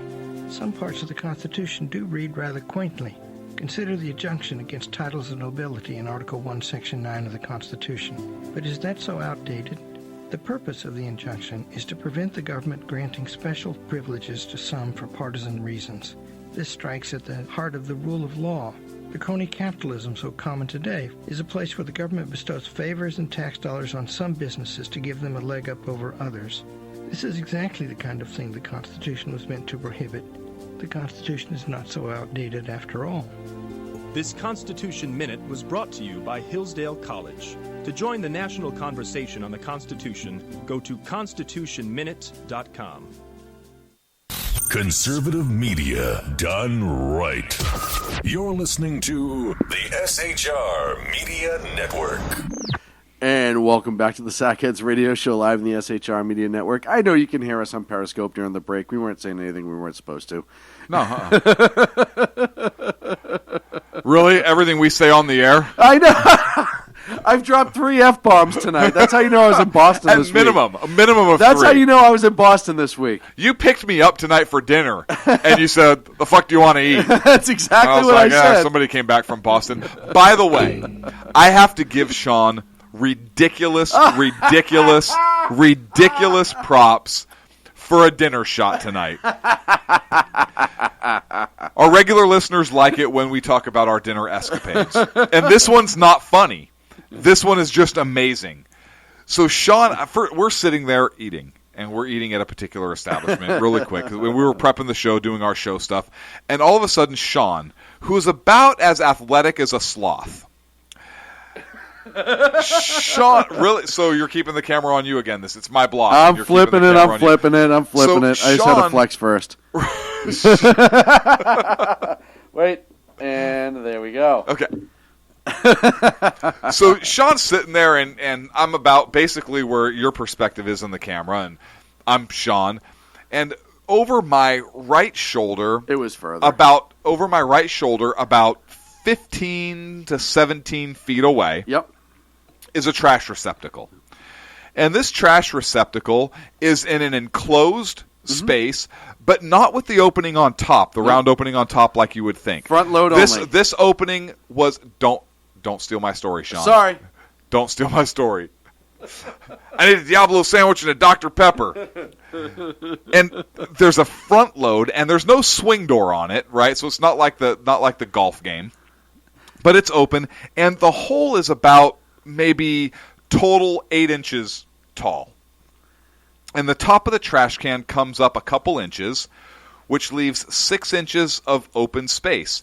And the top of where the trash can is a place for trays. Yes. So he literally had a 6-inch gap, maybe 5. I'm going to go maybe 5-inch gap at a straight shot because it was at about eye level. To try and throw anything away. I mean, I'm Portuguese, so I would take a whole tray up there and try and fit that tray like in the slot flat and spill everything all over myself. It's ridiculous. When we go to this particular restaurant, Sean has to take the trash because it's embarrassing. But all of a sudden, from about 15, 17, 20 feet away ish, Sean's wadding up his. We're talking about show stuff, and all of a sudden I see Sean kind of wad his napkin.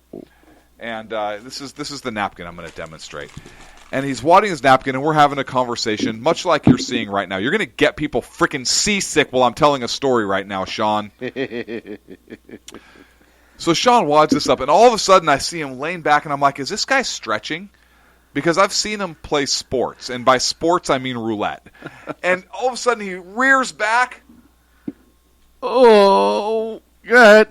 And he fires it like that. And I look, and the thing goes dead on balls accurate, to quote Marissa Tomei, right into the freaking trash receptacle. And I looked at him, and I said, are you kidding me right now? And he gives himself like a high five in the air and like a fist bump, and he jumps up and goes, woo! And everybody in the restaurant's looking at him. And I couldn't even say, sit down, you're embarrassing myself, because I was excited, so I jumped up and I high-fived him. And then we did the chest bump thing, and we did an end zone dance as much as a couple of white guys can do. Right. And it was the icky shuffle. Yeah, it was amazing. It was pretty freaking yeah, amazing. You looked like the refrigerator Perry when he scored a touchdown. I'm not going to lie.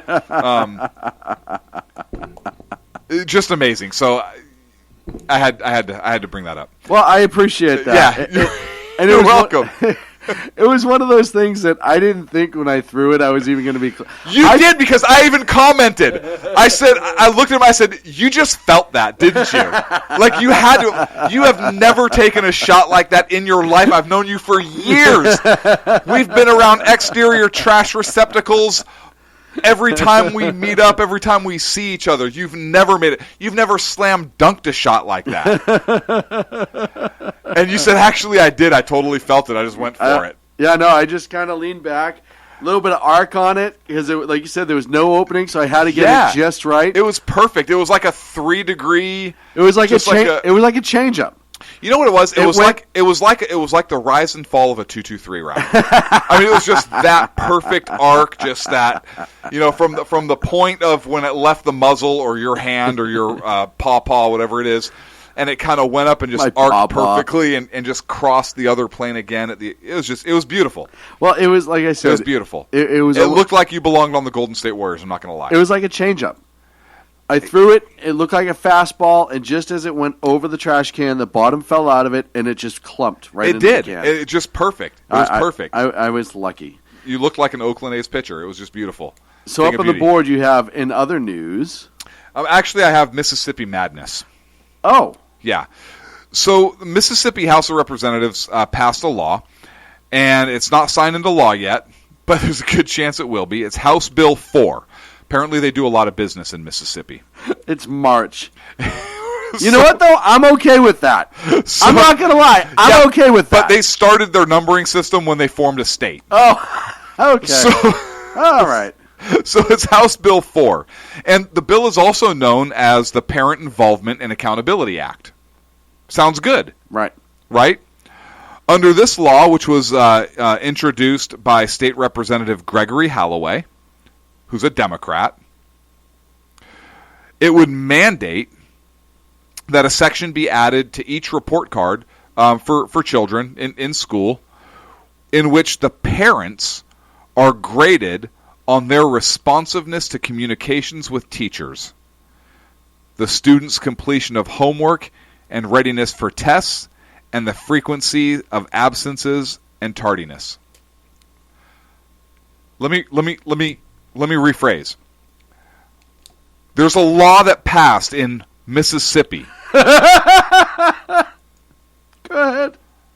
Not signed yet by the governor, but probably will be, I'm guessing. That's going to require report cards have a section added that teachers grade the parents.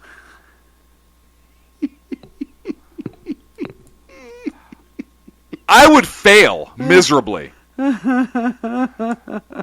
Because if I went to school and the teacher said, Mr. Sackhead, so your child is doing very well.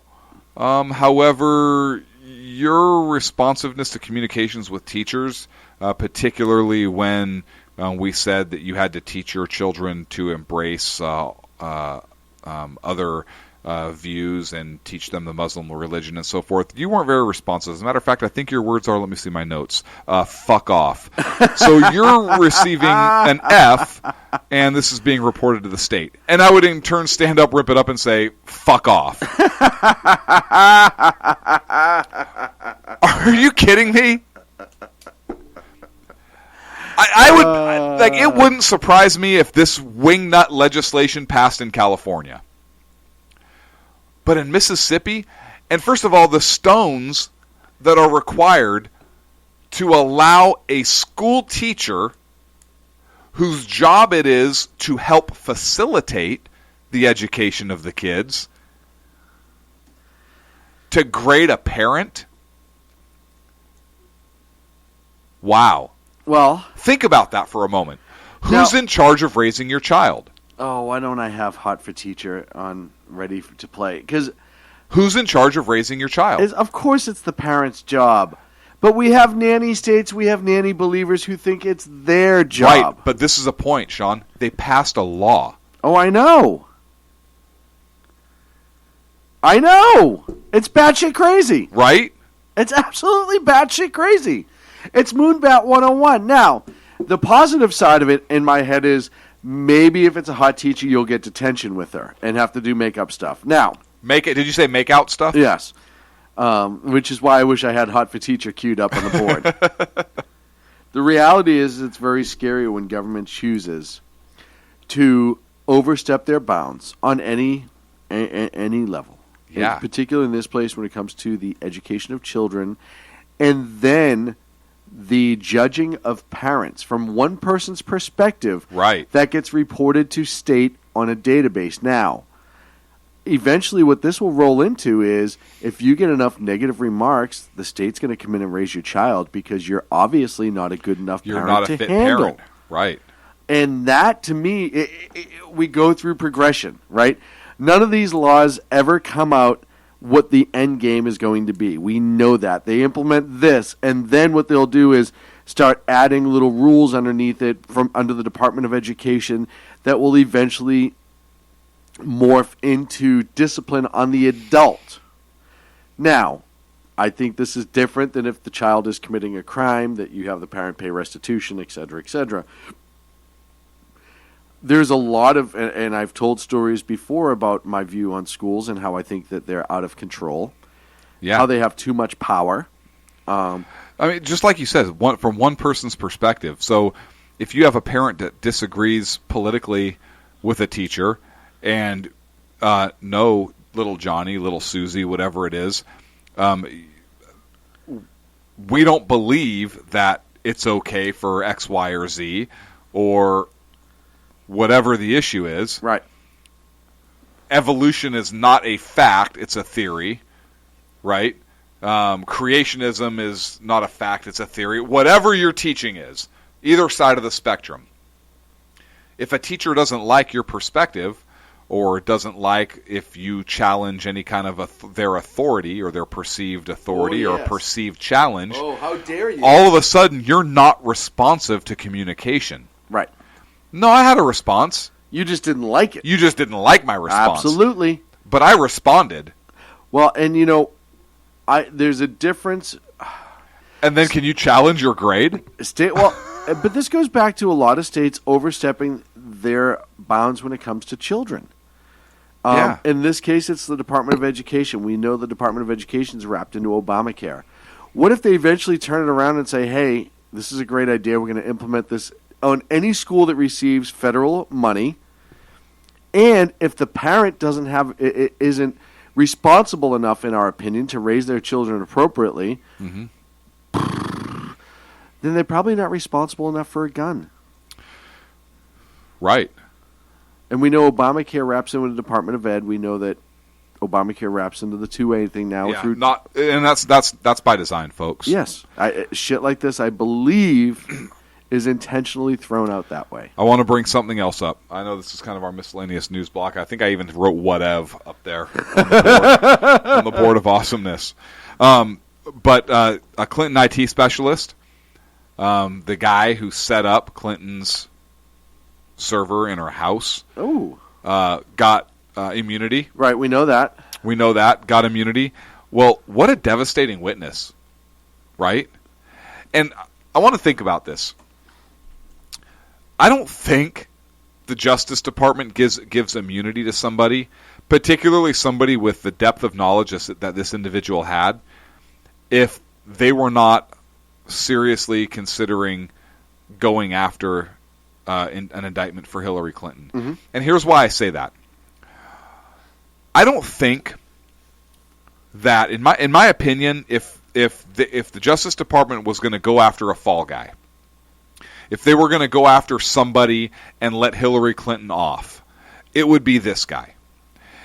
Because they could have said, you know what, this guy set up the server, Hillary Clinton had no knowledge, she didn't mean to break the law, she didn't do X, Y, or Z, and we're going to let her go, but this is the real guy that put our nation at risk. Right. Because he's an IT guy, he knows what the standards are, he set this program up. Hillary Clinton, she's an older lady, she doesn't understand this stuff. She doesn't know what's secure or not secure, and she thought her home server was secure and was tied to. They could play that stupid, silly game and go after this guy and make him the fall guy and while a lot of people on the right wouldn't like it because they would know it's bullshit, it's at least defensible bullshit to a limited degree, right? Yes.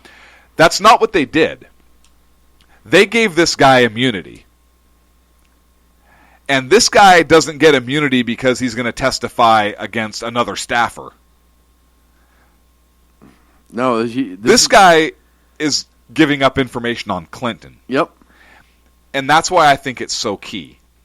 And particularly with what he probably knows.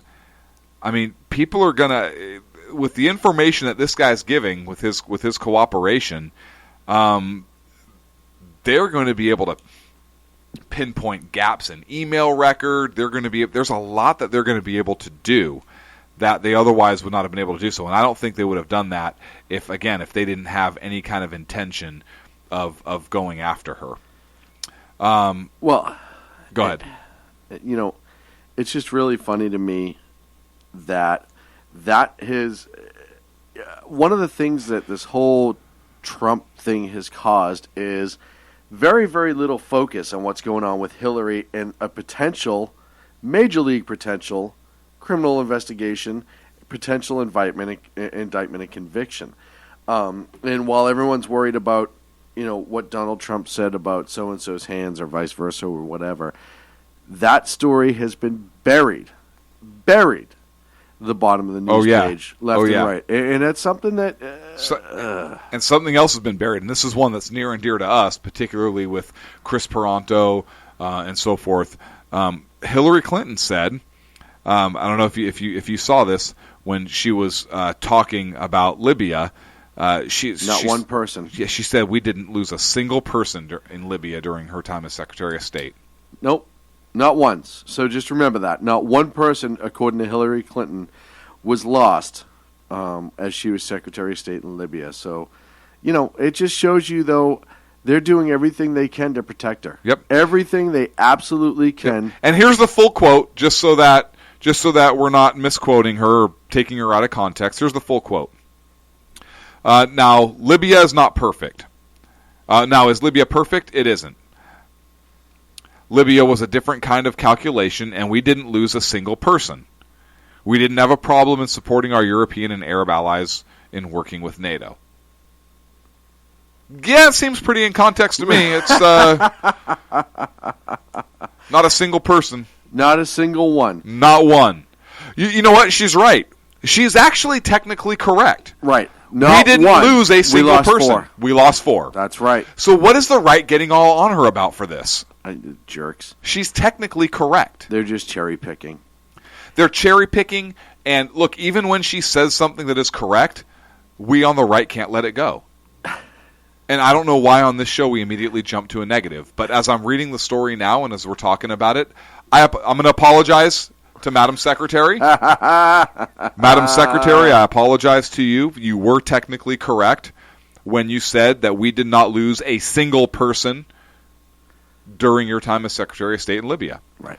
And the follow-up to that would be, we lost 4.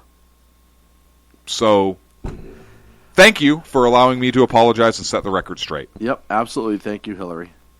Hey, there's another story I know we're running out of time. There's another story I want to talk about. And is it the concealed carry guy that shot and killed this axe wielder at 7-Eleven? No. That's a feel-good story. Well, not this isn't a feel-good story, though. That's a 2A story. But this is not a feel-good story. We talk about veterans and the VA not taking care of our veterans who fought for us, and we've heard all the horror stories. And this one happened Saturday in New Jersey, and it's just sad.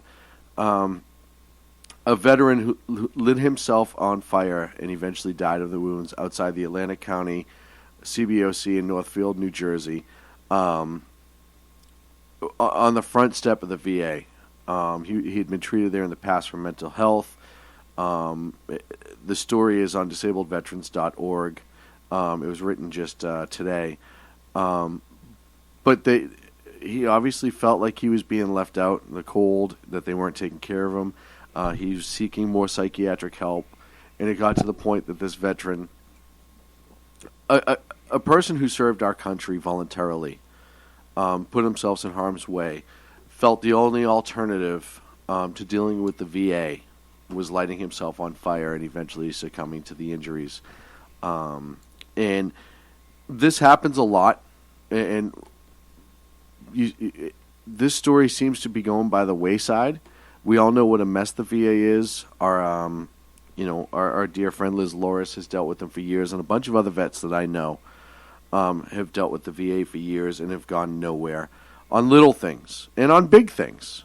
And the VA is still an absolute shit show and a mess. And it drove this poor person to the ultimate decision, unfortunately. And it's something that I wish people would highlight more and pay attention to what's going on. Our veterans need our help, and it's our job to take care of them, and I absolutely agree with that.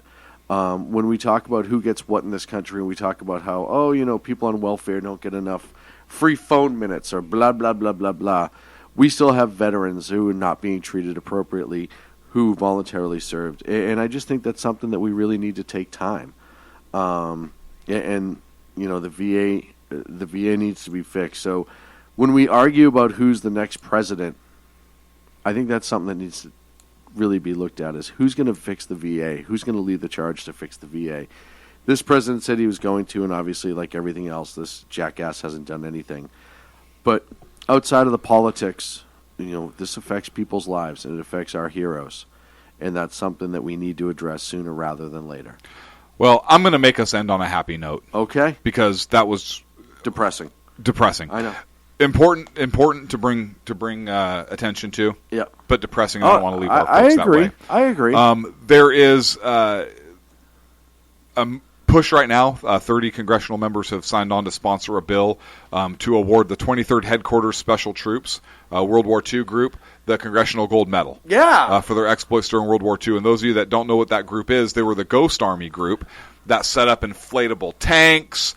They played phony radio transmissions, phony noise over loudspeakers in order to draw the Germans away in Europe to think that the army was operating in a particular area while real fighting in the other units were being used elsewhere, to kind of draw resources away from where the real live U.S. units or Allied units were engaged. So they're just now being recognized. Finally. Brilliance. Brilliant job. They were called the Ghost Army. And there's a push right now to get them the Congressional Gold Medal as a unit. Very supportive of that. I think the members of Congress for taking notice and bringing this important issue up and finally making it right is excellent. So, again, thank you. What a phenomenal generation. Yeah. Our World War II heroes. They're a dying breed, a different breed. But greatest generation for a reason. Yeah, literally the greatest generation, and very very happy about that. So that's a story to end on. I agree. We have 4 minutes to go. Listen, don't start with me, Sean, because the moment you say it's 3 minutes, actually 2 minutes and 53 seconds. The moment you say we have 4 minutes to go, you're going to come up with some other ridiculous, not so feel good story. No, you know what? And then you're going to depress everybody again. I like the 7-Eleven CCW guy shooting the actual lunatic. I think that's a great story. It's a good story. It's not a feel good story, but it is a feel good story. It's somebody lost their lives. Well, Granted, yeah, they made bad choices. Listen, we should have done more to help them. And the reason you're laughing is because of your white privilege. Absolutely. Absolutely. Hey, our good friend Jersey Joe just launched a whole clothing and apparel site. Really? If you go to Reaver.one, you can get the link, Reaver.one. Shirts, you name it. The SHR. Condoms. Actually, Agador just said, let me know when the Reaver condoms, adult diapers, and lawn darts are available. So I agree. Said you name it. I agree. But I told hang on, Reaver, do this. Make the condoms like huge, like that would fit a baby's arm, and then stamp extra small on them, like American extra small, and send them to North Korea and Russia.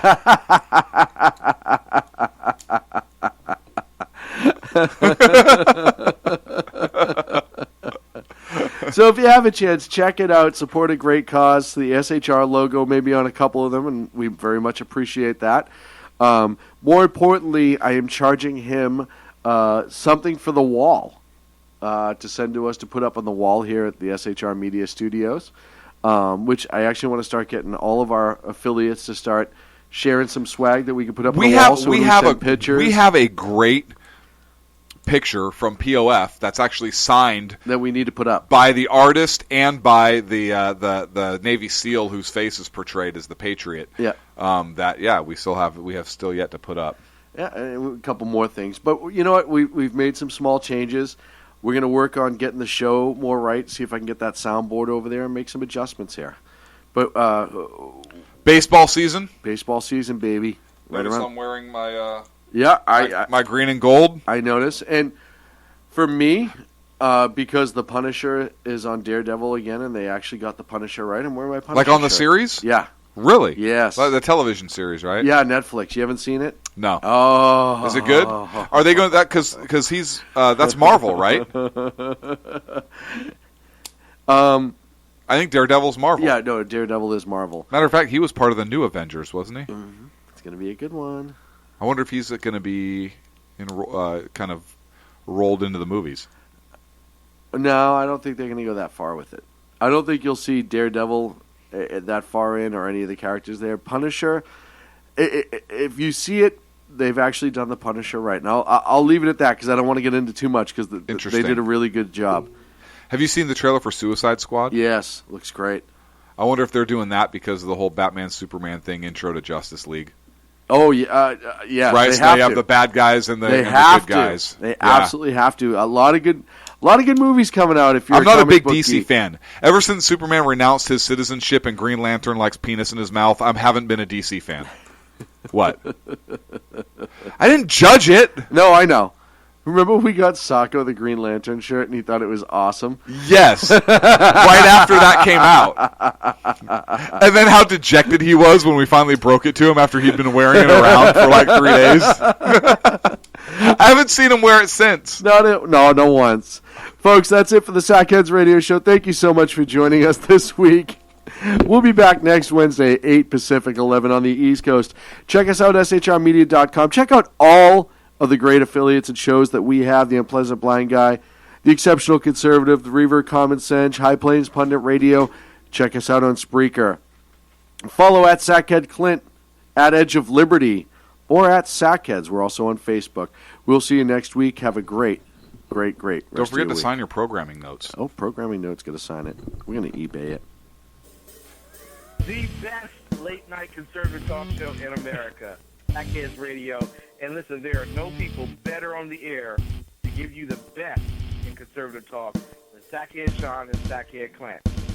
And we're working on the immigration papers for a certain other guy who happens to work here, too. For those who are tuning in around the world to the best in late-night conservative talk, Sackheads Radio. Sack news. Sack news. Radio. Sack news. Sack news. Radio.